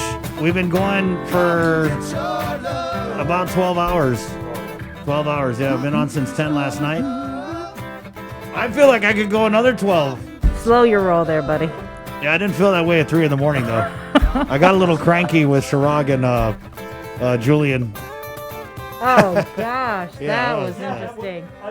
None of us ever hit our breaking point, but there is, and you know, we've all been doing these elections for long enough that we all know that there's always a point at night where what wants to come out of your brain and then what ultimately comes out of your mouth like don't always connect, or you know, like you just hit the wall even for a moment. I think mine was around 2 a.m. I was just like, I need to close my eyes for like 2 minutes and just, you know, kind of get my second win. Adriana actually told me, because that's the first time she's ever done something like that. And I was like, you're probably in for a long night. Just have fun with it, but, you know, pace yourself, you know, read slowly, you know, ask a lot of questions, just like observe. But she said like right around 4 o'clock, she goes, I was really getting delirious. And I was like, yep, that's the first sign. Yeah, but that exchange between Julian and Senator Tello-Tidically, that was something else. And that went on for a while. Yeah, and you know, it was, for me, it was a little unexpected, because all the times that we've had Julian on, he's been very calm. Right, you know? very soft-spoken. Yeah, and then boom, it was like, yeah. Well, what, I mean, what just happened? I like that. You know, I like Yeah. that they get passionate about the Jefferson Council. Mm-hmm. I like that they get passionate. You know, I don't mind I love a great exchange of ideas. I actually love it when people come on and don't agree with each other, because I think it's healthy that we have a lot of discussion. But I just think that at the same time, we have to have just a certain level of decency in addressing each other. You know what I mean? Yeah, well, for a second there, I thought I was watching the legislature. Yeah, that's a thing. Just kidding. No, you're not. At 9:28, and let's bring on a guy who's seen his fair share of fireworks at the legislature. I was joking earlier in the night. You'd brought him up about us, and I was like, "You mean the letter writer?" But what was it you said during the break, Bree? What? What do you mean? The letter. He wrote a lot of letters the governor didn't respond. Right, But the but the people of people of Guam Guam did. did. Right. Yeah. So, Senator Moylan, number 2 vote getter, top Republican vote getter, 17,045 votes. You finished 7th in the last election. Right. Yeah, we were like in the middle of the pack. Right. The first time I ran on the 35th, 7th or 8th, roughly. But I think with my team here, we worked pretty hard, and I'm glad we. I guess the public really wanted to hear what we had to say, and so on the 36th, we saw the difference in the numbers. So I'm really appreciative of my team and the efforts, and especially the media too. Way to go, Team Link there, and Bree and Chris there. Thanks a lot for the opportunity throughout the 35th there to kind of bring some issues to the public with your guys' help. So I appreciate that. What did you do different this term, this campaign, Senator? I think probably what the public's looking at from the results is just keep on doing what you're doing, basically. And with this, it's an 8-7 now, with the majority still being the Democrats. However, we had the 7 now Republicans, and probably I can relook at a lot of those measures that I put out there, and with the new committees formed, that we can move a lot more things forward. And from the experience I learned in the 35th, I'm even more anxious to get in there and really run even harder. So it's not going to be a slowdown, and there's nothing new I really had to invent. But I'm hoping with the 36 we can prioritize the important things, and what I think what this voting showed us is that the people want to see the priorities shifted as well. Not to say what the 35th was doing was anything wrong or anything like that. They all had important issues in their heart that they felt needed to be heard. But now I think the public really wants us to has made a statement, and that's fighting this pandemic, the taking care of the health of our community, and as well as the economic pandemic that this has caused. So you're going to see a lot of what I've already been doing, and now it's just the communications with my new colleagues. And I'm hoping for a caucus here, within the next day, and we can make some decisions on getting our leadership put in place. So I'm looking forward to that. I'm just ready to run. I'm ready to go, and I think that's what the people are expecting too. So you're in. There's no 100-day trial. You got to get to work right away, because we're in a real situation that we have to resolve. Senator, what do you think these votes say about you? Because usually when people go to vote, they vote on record, what they've accomplished. And, in this particular term for you, you couldn't even get a public hearing on a lot of the bills that you authored. So, right. I'm still, congratulations. But what did you do? Yeah, well, I think we earned the public's respect enough to get back in for the 36, and they want to hear and they want to see some of these measures get passed, move it forward, and put it on the floor for session, and put the vote out there, and have the public hearings, of course, first, so we can get the public opinion. And going back, I think it's really prioritizing what the people want to hear. The economy, right? We had excellent bills and measures on that. The transparency, we had excellent measures on that as well. And then the overall, the general health, of course, with public health too, and taking care of the people. So I think our team kind of earned that by fighting hard, and we weren't discouraged by the majority.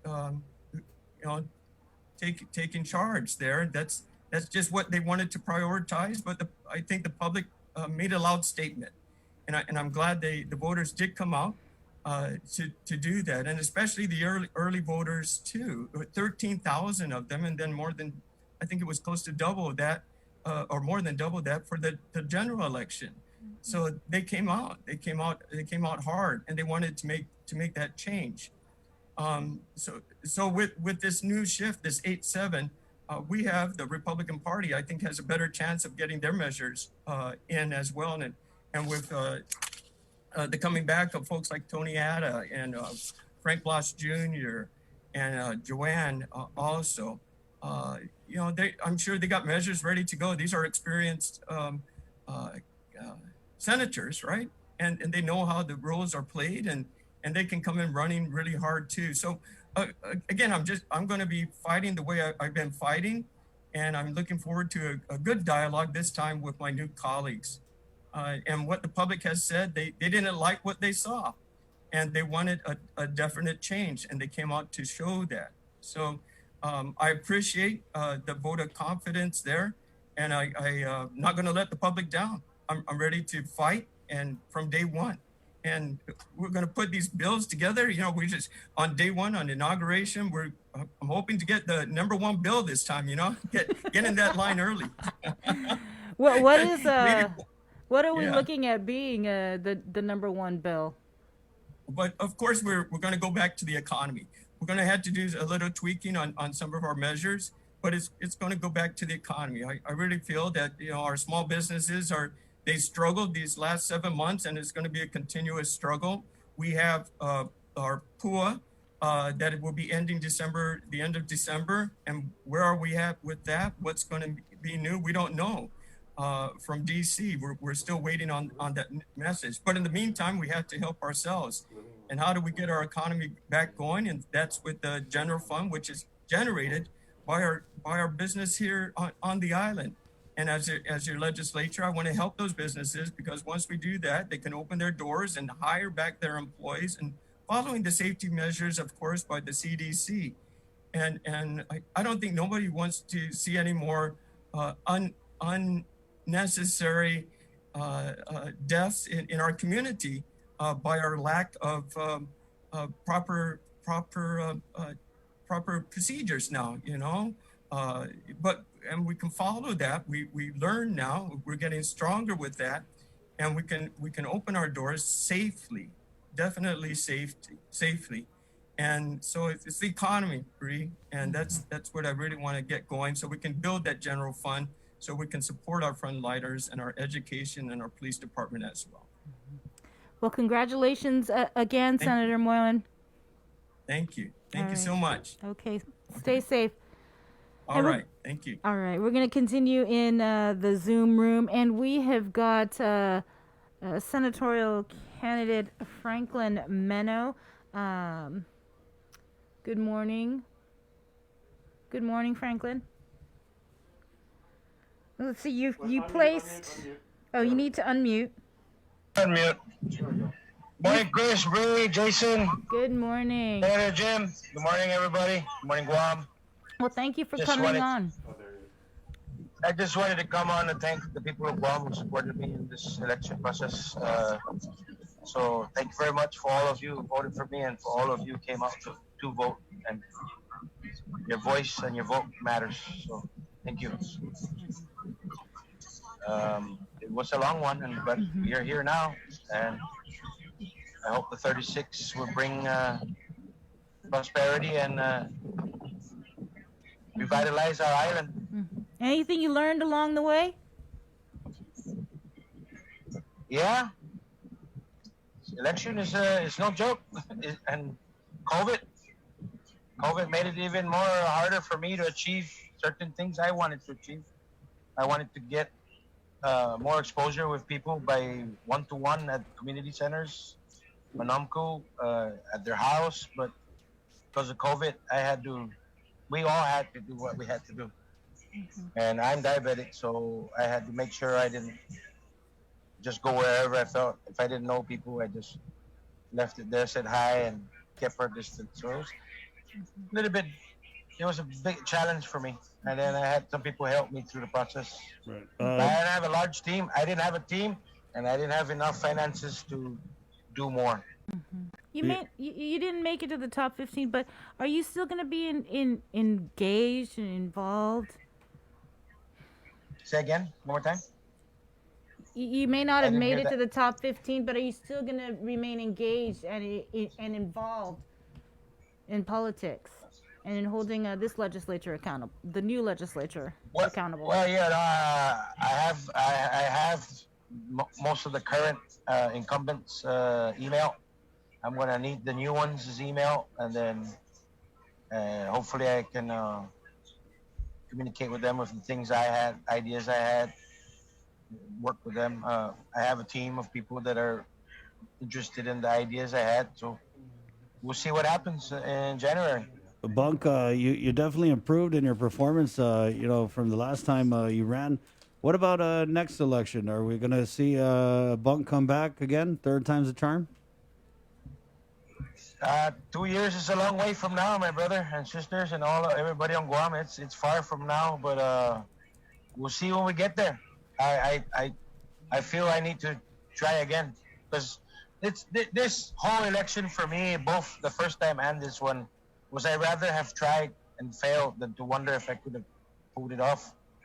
And given the voter count this time around, I didn't do too bad, especially for not having any money. Right.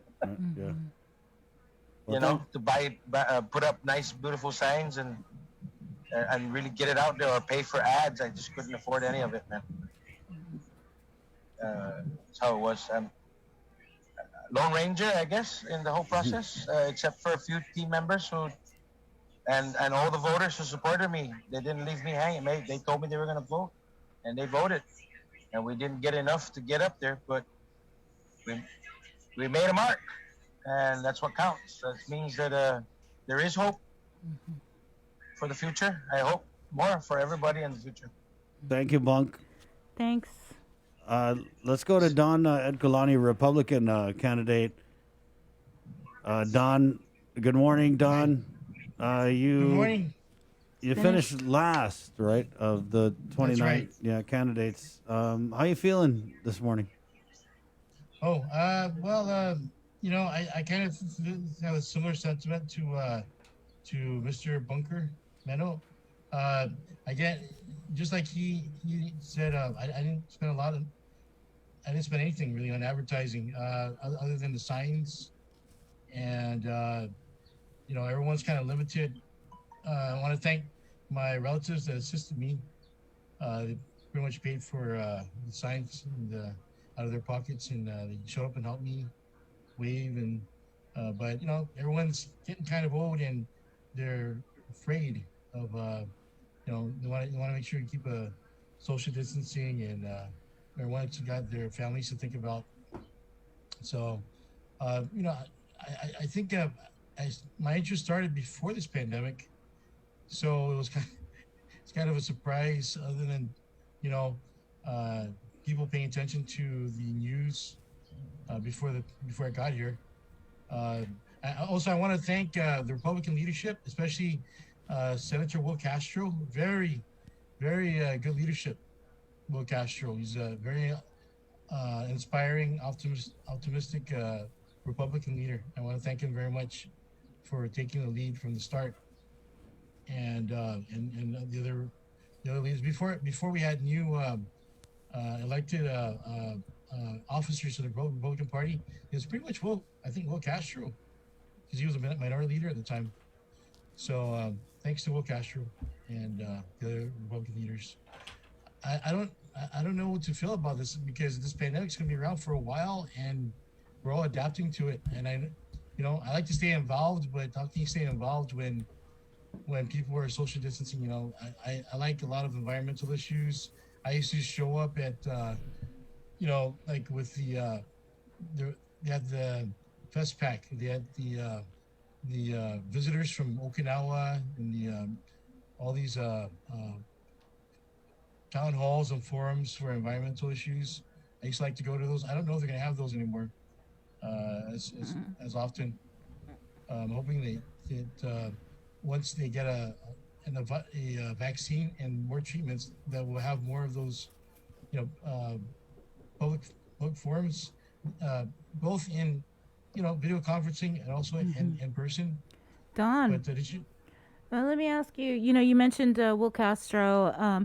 During this campaign, did you get any mentorship or anybody from within the Republican Party reach out to you to provide some advice and some guidance for this campaign? That's the strange part is right about the time that we were getting mentorship, the pandemic, the lockdown, was in effect. And so I feel as though we were all kind of cheated out of the campaigning experience, all of us, all the candidates.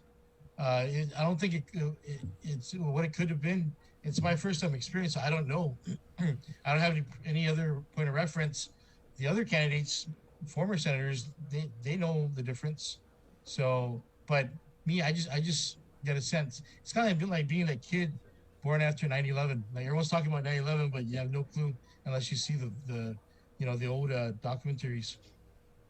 But some of the new leaders stepped up and they tried to be there, but what can you do with this lockdown situation?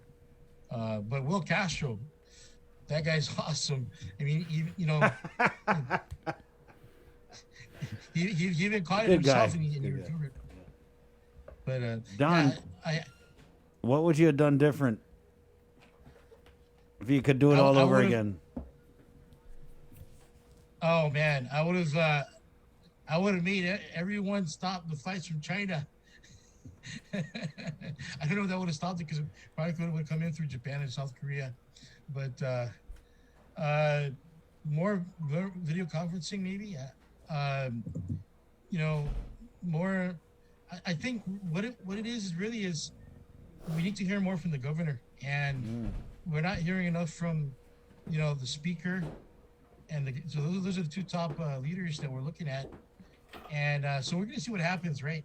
There's a lot of talk, especially amongst Republicans, about maybe Therese Serlahi, so we'll see what happens when it comes to a vote, who's going to be the speaker, and if they'll listen more to the people and have Republicans have more dialogue.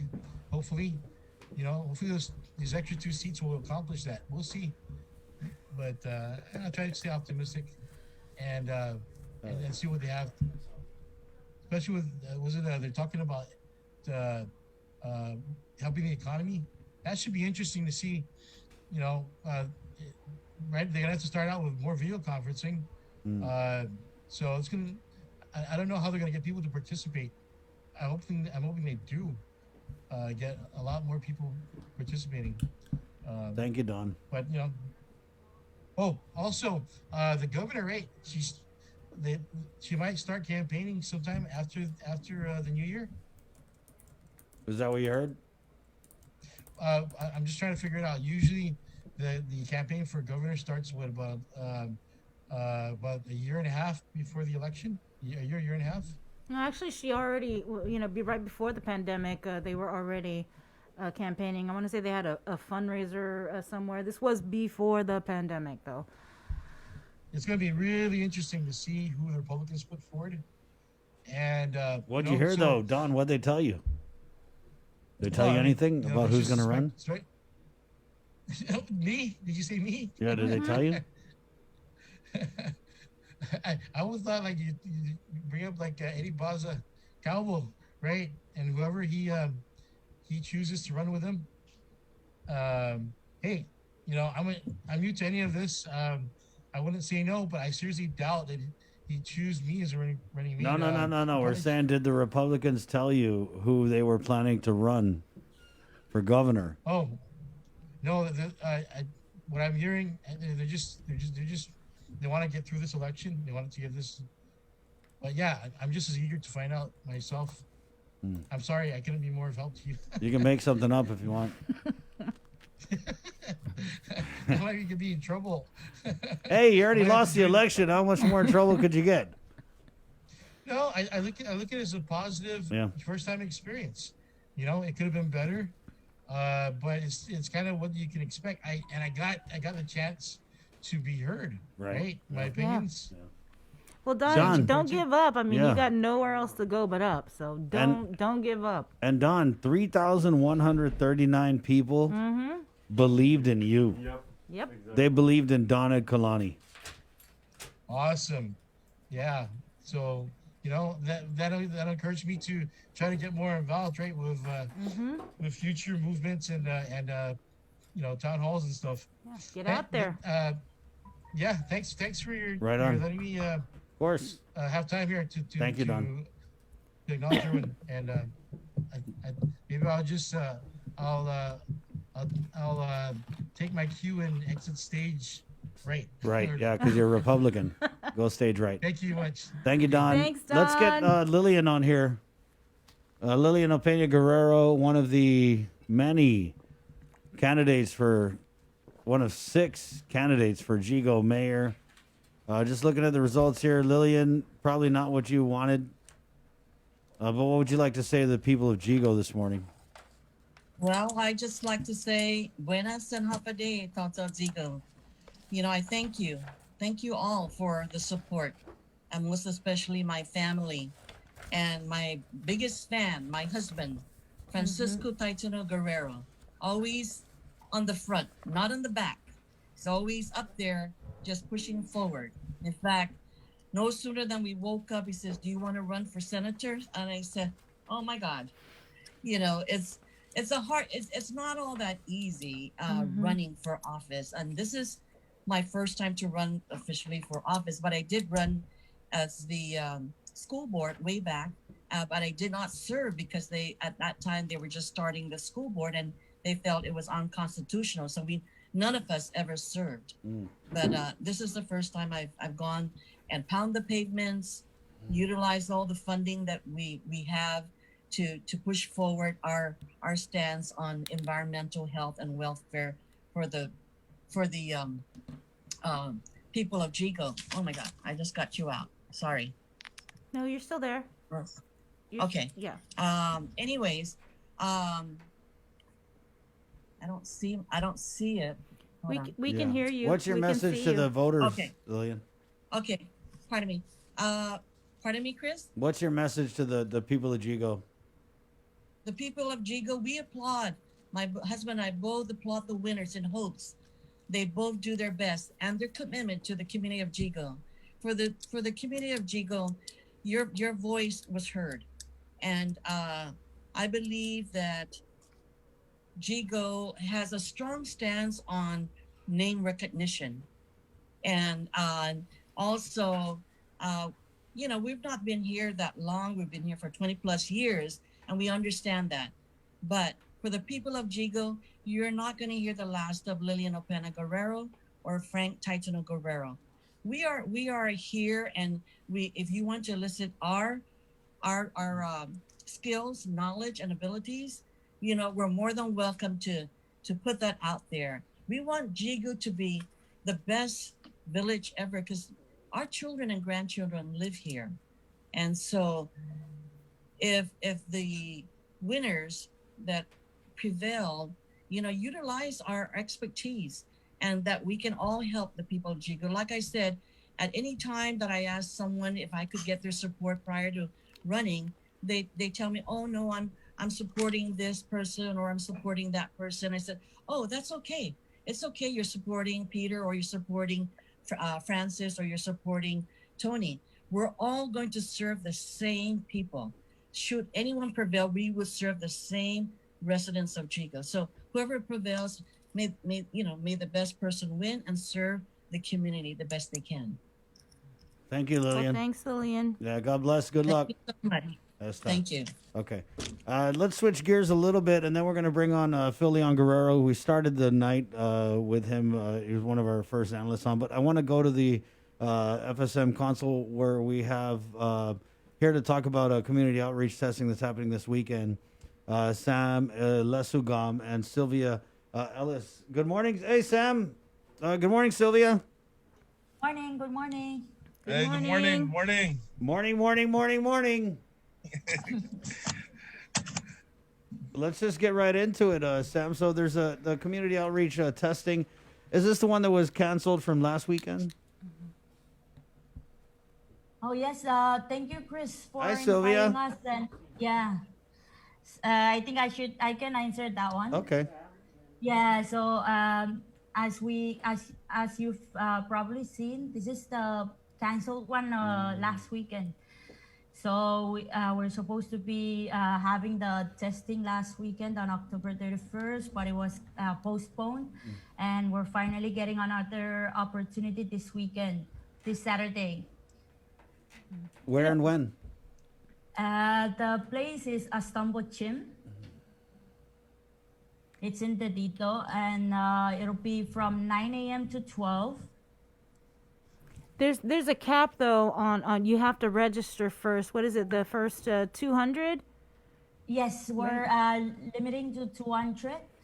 And we're also considering those that don't show up. That's why it's a really a good opportunity today with you folks, so we can encourage our community members to please, when they pre-register with us, to actually show up to the testing, so we can maintain the number for 200 this Saturday.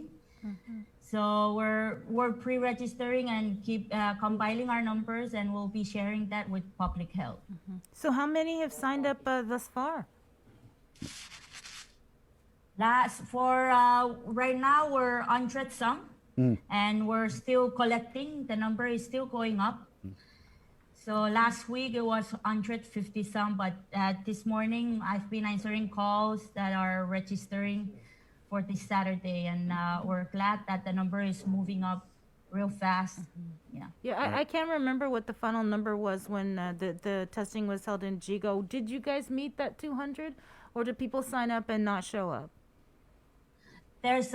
We were not able to meet the 200. That's why we're really encouraging people to show up, because that's the issue right now. Yeah. When we're pre-registering them, we're really encouraging them to show up to the testing, so we can reach our number with public health, since this is a really great opportunity for our people.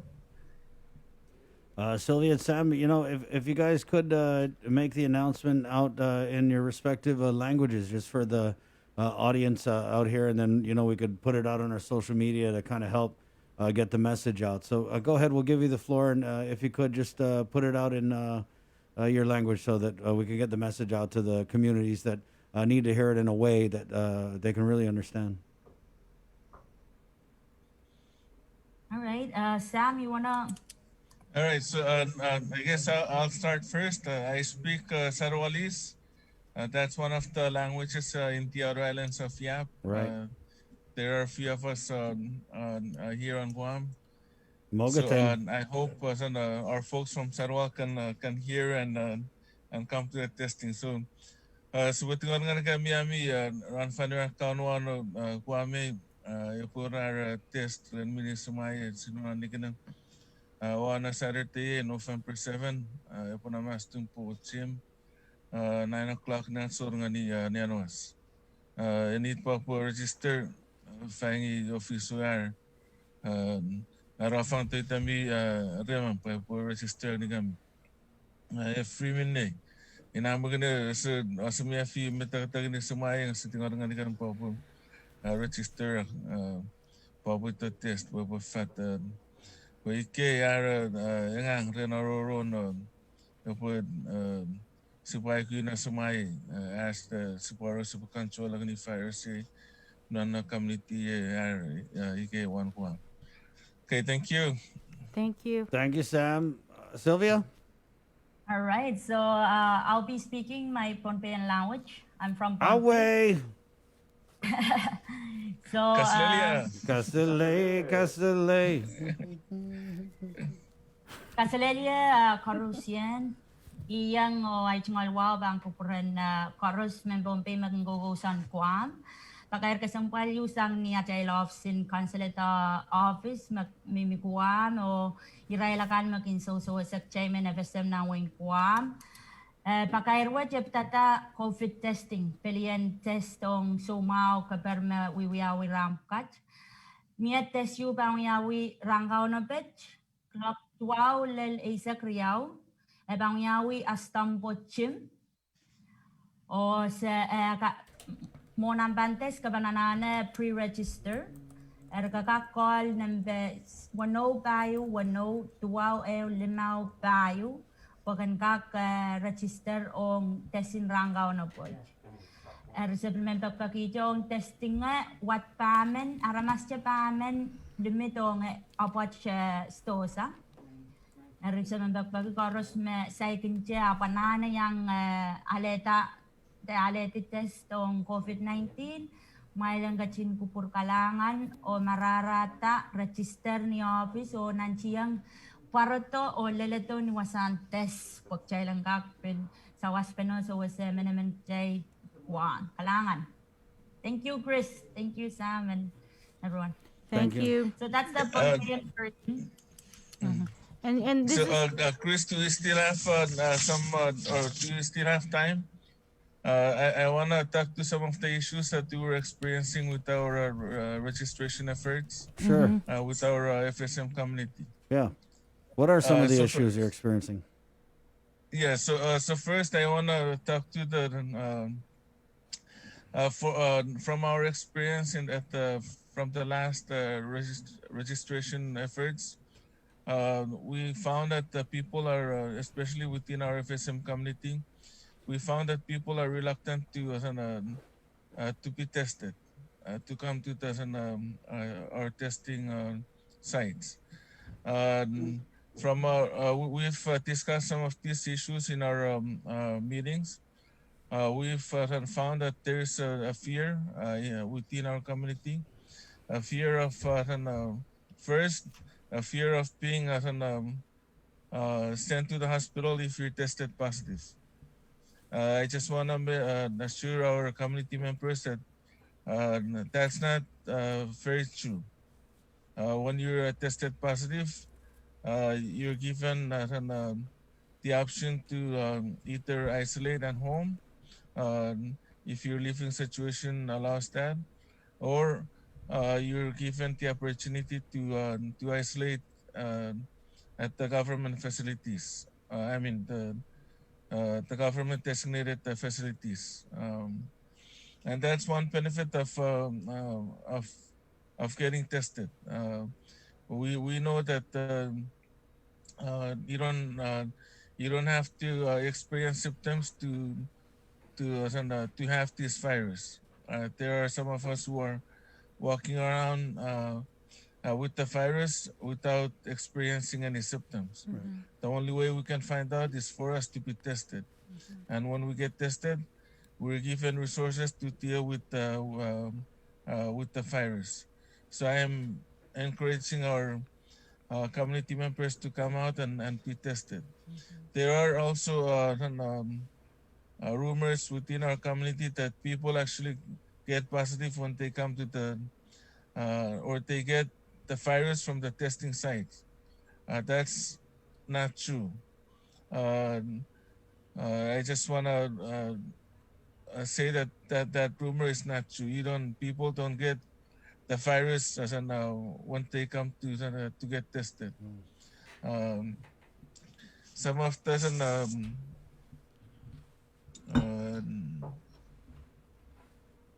again, I want to stress that you don't have to experience symptoms to be tested. So please, I'm encouraging our community members, the members of our FSM community, to come out and be tested. This is our effort to combat this virus. Right. The whole Guam community is dealing with this. I can tell you that the data is showing us that the rates, the data for our FSM community in terms of this virus is not very encouraging. We know that we have, so far, we have about 25% an infection rate. Given that our community is only 7% of the Guam population, 25% infection rate is a very, very high number. Right. When we look at the death rates, we have a very high COVID-related deaths within our community also. Again, I'm pleading and I'm encouraging our community members to come out and be tested. This is the only way we can we can beat this. And again, it's our responsibility to the Guam community to fight and overcome this. And again, it starts with testing. So please come out and be tested. Is there a number, Sam? Sam, Sylvia, have you guys heard anything about any additional, like door-to-door testing, like similar to what they did at a Zero Down?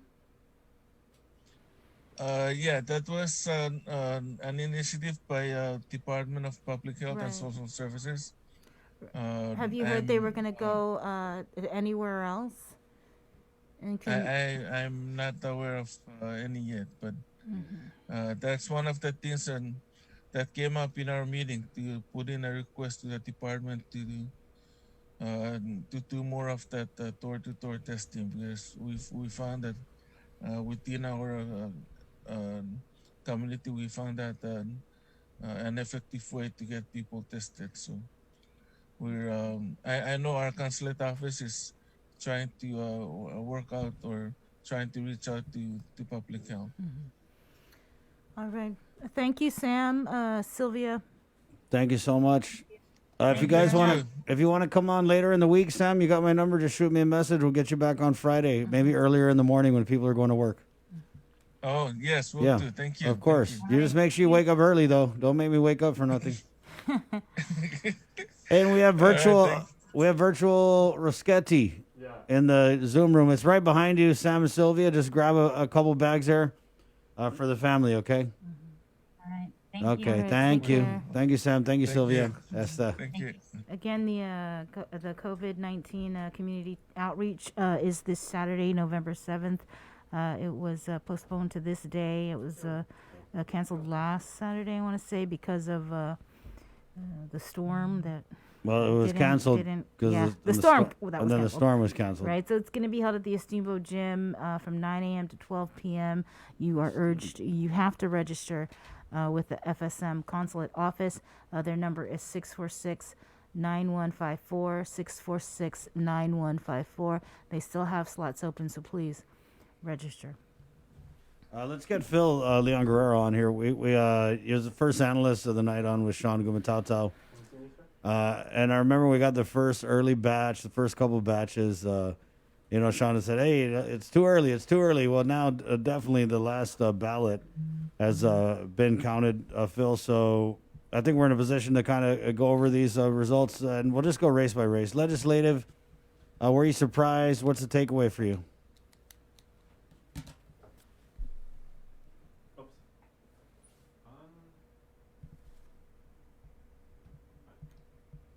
Hang on a sec, Phil. Hang on, Phil.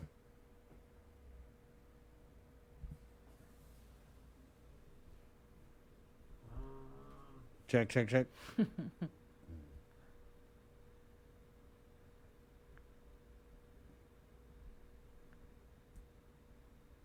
we're good. All right. Can you no? Not working? He's gonna have to log out and log back in? Yeah. Okay. Yeah, hey Phil, just jump out of the room and come back in. We'll let you right in real quick.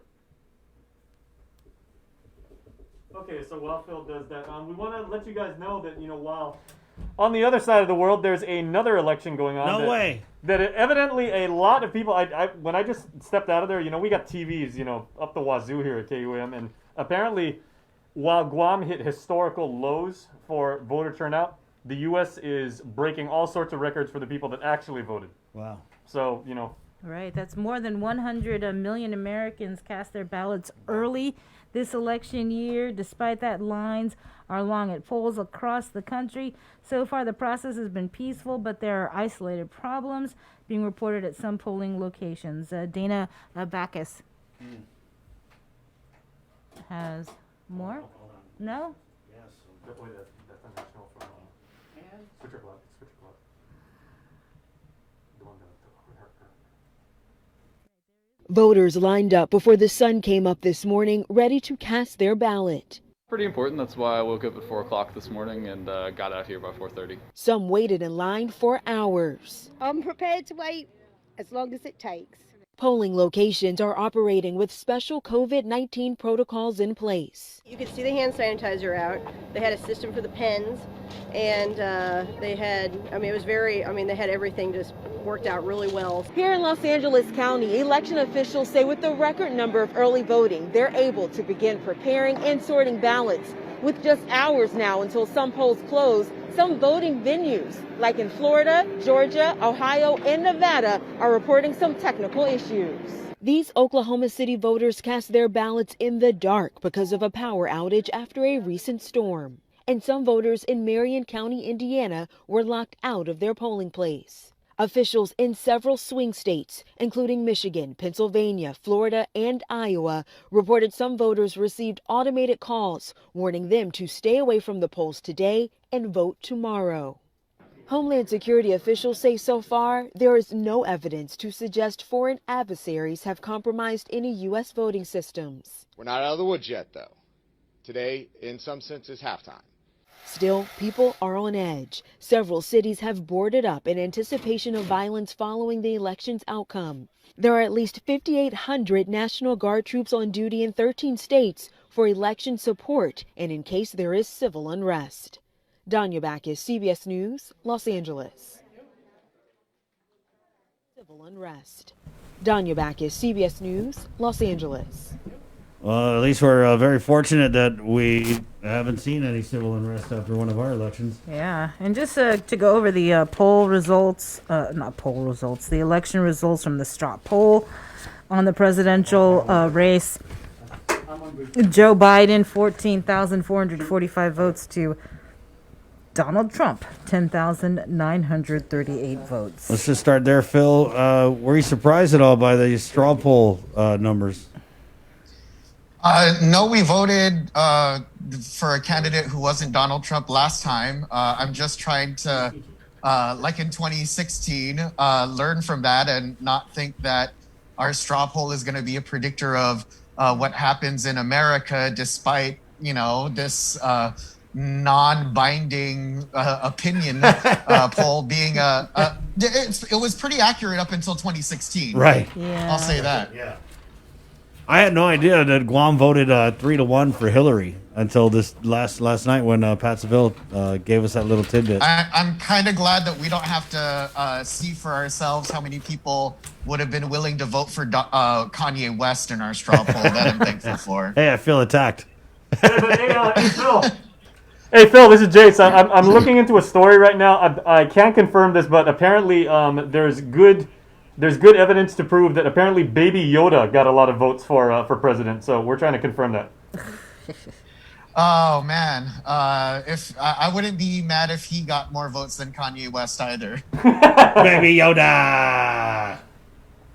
Let's just go local now, Phil. Legislative results: 8-7 Democrat majority. A lot was said about this and what it meant. I know early on you were saying that this kind of meant that there was not an upswell of discontent with the voting population. Yeah. Go ahead. I've come away with a couple of broad strokes now that the dust is settled and all the precincts, all the votes have been tabulated. One, there was no uprising against the incumbents in the legislature, that voters were not motivated to change the guard and send a message that the performance of the 35th Guam legislature was completely unacceptable. We had one incumbent losing their seat. It's obvious, you really can't describe it any other way. The Republicans did gain ground in a midterm election leading up to a gubernatorial race. So that obviously is some long midterm momentum in the corner of the Republicans, who now have a greater seat at, sort of a bargaining table. All it will take is one Democrat to have a philosophical difference with, and now you got to go across the aisle in order to have a successful vote in the Guam legislature. I also think, looking at all of the first-time candidates, an endorsement from a political action committee really didn't matter. If you take a look at the people that answered gave the right answers to the surveys that these PACs put out, I would argue that the people that would have won without an endorsement from any political action committee anyway. And also considering that Republicans and independents, maybe even some Democrats, chose to bring back so many former Republican lawmakers, I think that for the people who participated, granted it was only about 52% of us voters, but that we didn't feel it was a bad thing if you were a career politician. That bringing in some leadership and some experience, perhaps to a legislature that doesn't have a long track record of lawmaking, might be an improvement. So I found that pretty illuminating, considering that there's a lot of people who talk a big game, and maybe when they end up running for office, one of the candidates that they demean the most is able to get a considerable amount of votes. And I don't know, maybe I'm gonna lose a potential job here, but I think it should be a big wake-up call when more people wanted Ray Tenorio to be governor of Guam than Ken Leon Guerrero to be senator in the legislature. You know, it's funny because we had him on early, and the first batch of results, I mean, he held consistently in the 20s. 21. Throughout the night, but I'd made the joke like, hey, are you here to give the concession speech? And he was like, oh, no, I'm going to wait until, and then I never got the chance to ask him to again, so maybe we'll get him on. Instead of coming out for a part-time legislature, now he'll be advocating for a 21-member legislature, since that seems to be the best chance for him getting elected. Oh, you dirty Phil. So what are you doing on the 17th? I'm sleep deprived. I've lost some of the veil of professionalism that lasted me through the early You're not the only hours. one. Right. Yeah, let's get you on the was it 17th for the and then we could wrap on this congressional race, Phil. How you know what? Shocking. I will call a spade a spade. I will, I will swallow my pride and say that Congressman Mike NICOLAS undoubtedly showed that he is a political force, that he hasn't lost a majority of his support. In fact, if this was a three-way race that could have been decided just like the mayoral races were, this would have been a decisive victory for our incumbent congressman. Now, I agree with Dr. Underwood that you really can't complain. The law is the law, and now the top two finishers are going to duke it out in a runoff. And whatever happens on the way over there, I think is going to be key. And I know that my buddy Juan Carlos took a little bit of issue with this, but I think that even though he didn't advance from the general election, Senator Will Castro is in a very enviable seat right now because he can decide who's going to be the next delegate to the U.S. House of Representatives. Well, Phil, it was great having you on, and we look forward to getting you on. Hopefully, you could get a nap between now and November 17th. the 17th. Yeah, if you, I was going to make a joke, but it's too early in the morning for innuendo. Never mind. Right on. Never too early, but thank you, Phil. Appreciate it. Okay, well, sometimes you can come often, sometimes you can come last, and I think both are all right. Maybe it was too early. Thank you, Joe Sir. I got a salute from Joe Sir. That was worth it for me. There you go, ladies and gentlemen. Phil Leon Guerrero. Thanks, Be safe. Phil. Thank you so much, Phil. Bye, everyone. Thank you, Guam. There you go, Phil LG, 1016. Guys, what a long, strange trip it's been. Oh, wow.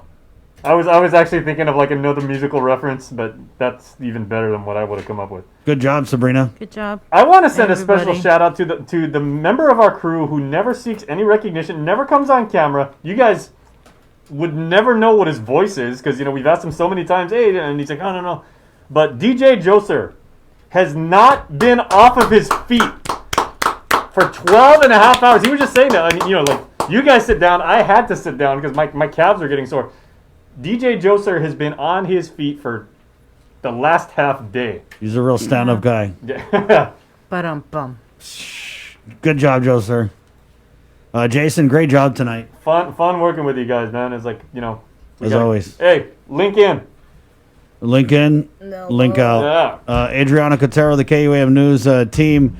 Of course, our whole news team. We got your six with the primetime broadcast. Master Control, Kengineer, Betty Ann, and the sales team. Thanks so much for making our KUAM News Decision 2020 coverage. Oh, we do have a shout-out, though. I'm sorry.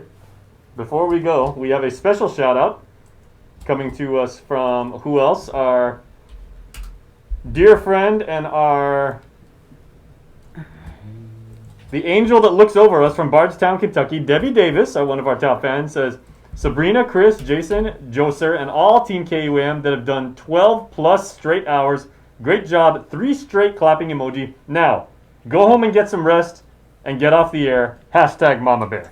There you go. When Mama Bear tells you to do something, you do it. Yeah. Again, Guam, be safe, and thank you for doing your part and getting out and voting. It's 10:18. My name's Chris. I'm Sabrina. Esta. And Joe! Bye.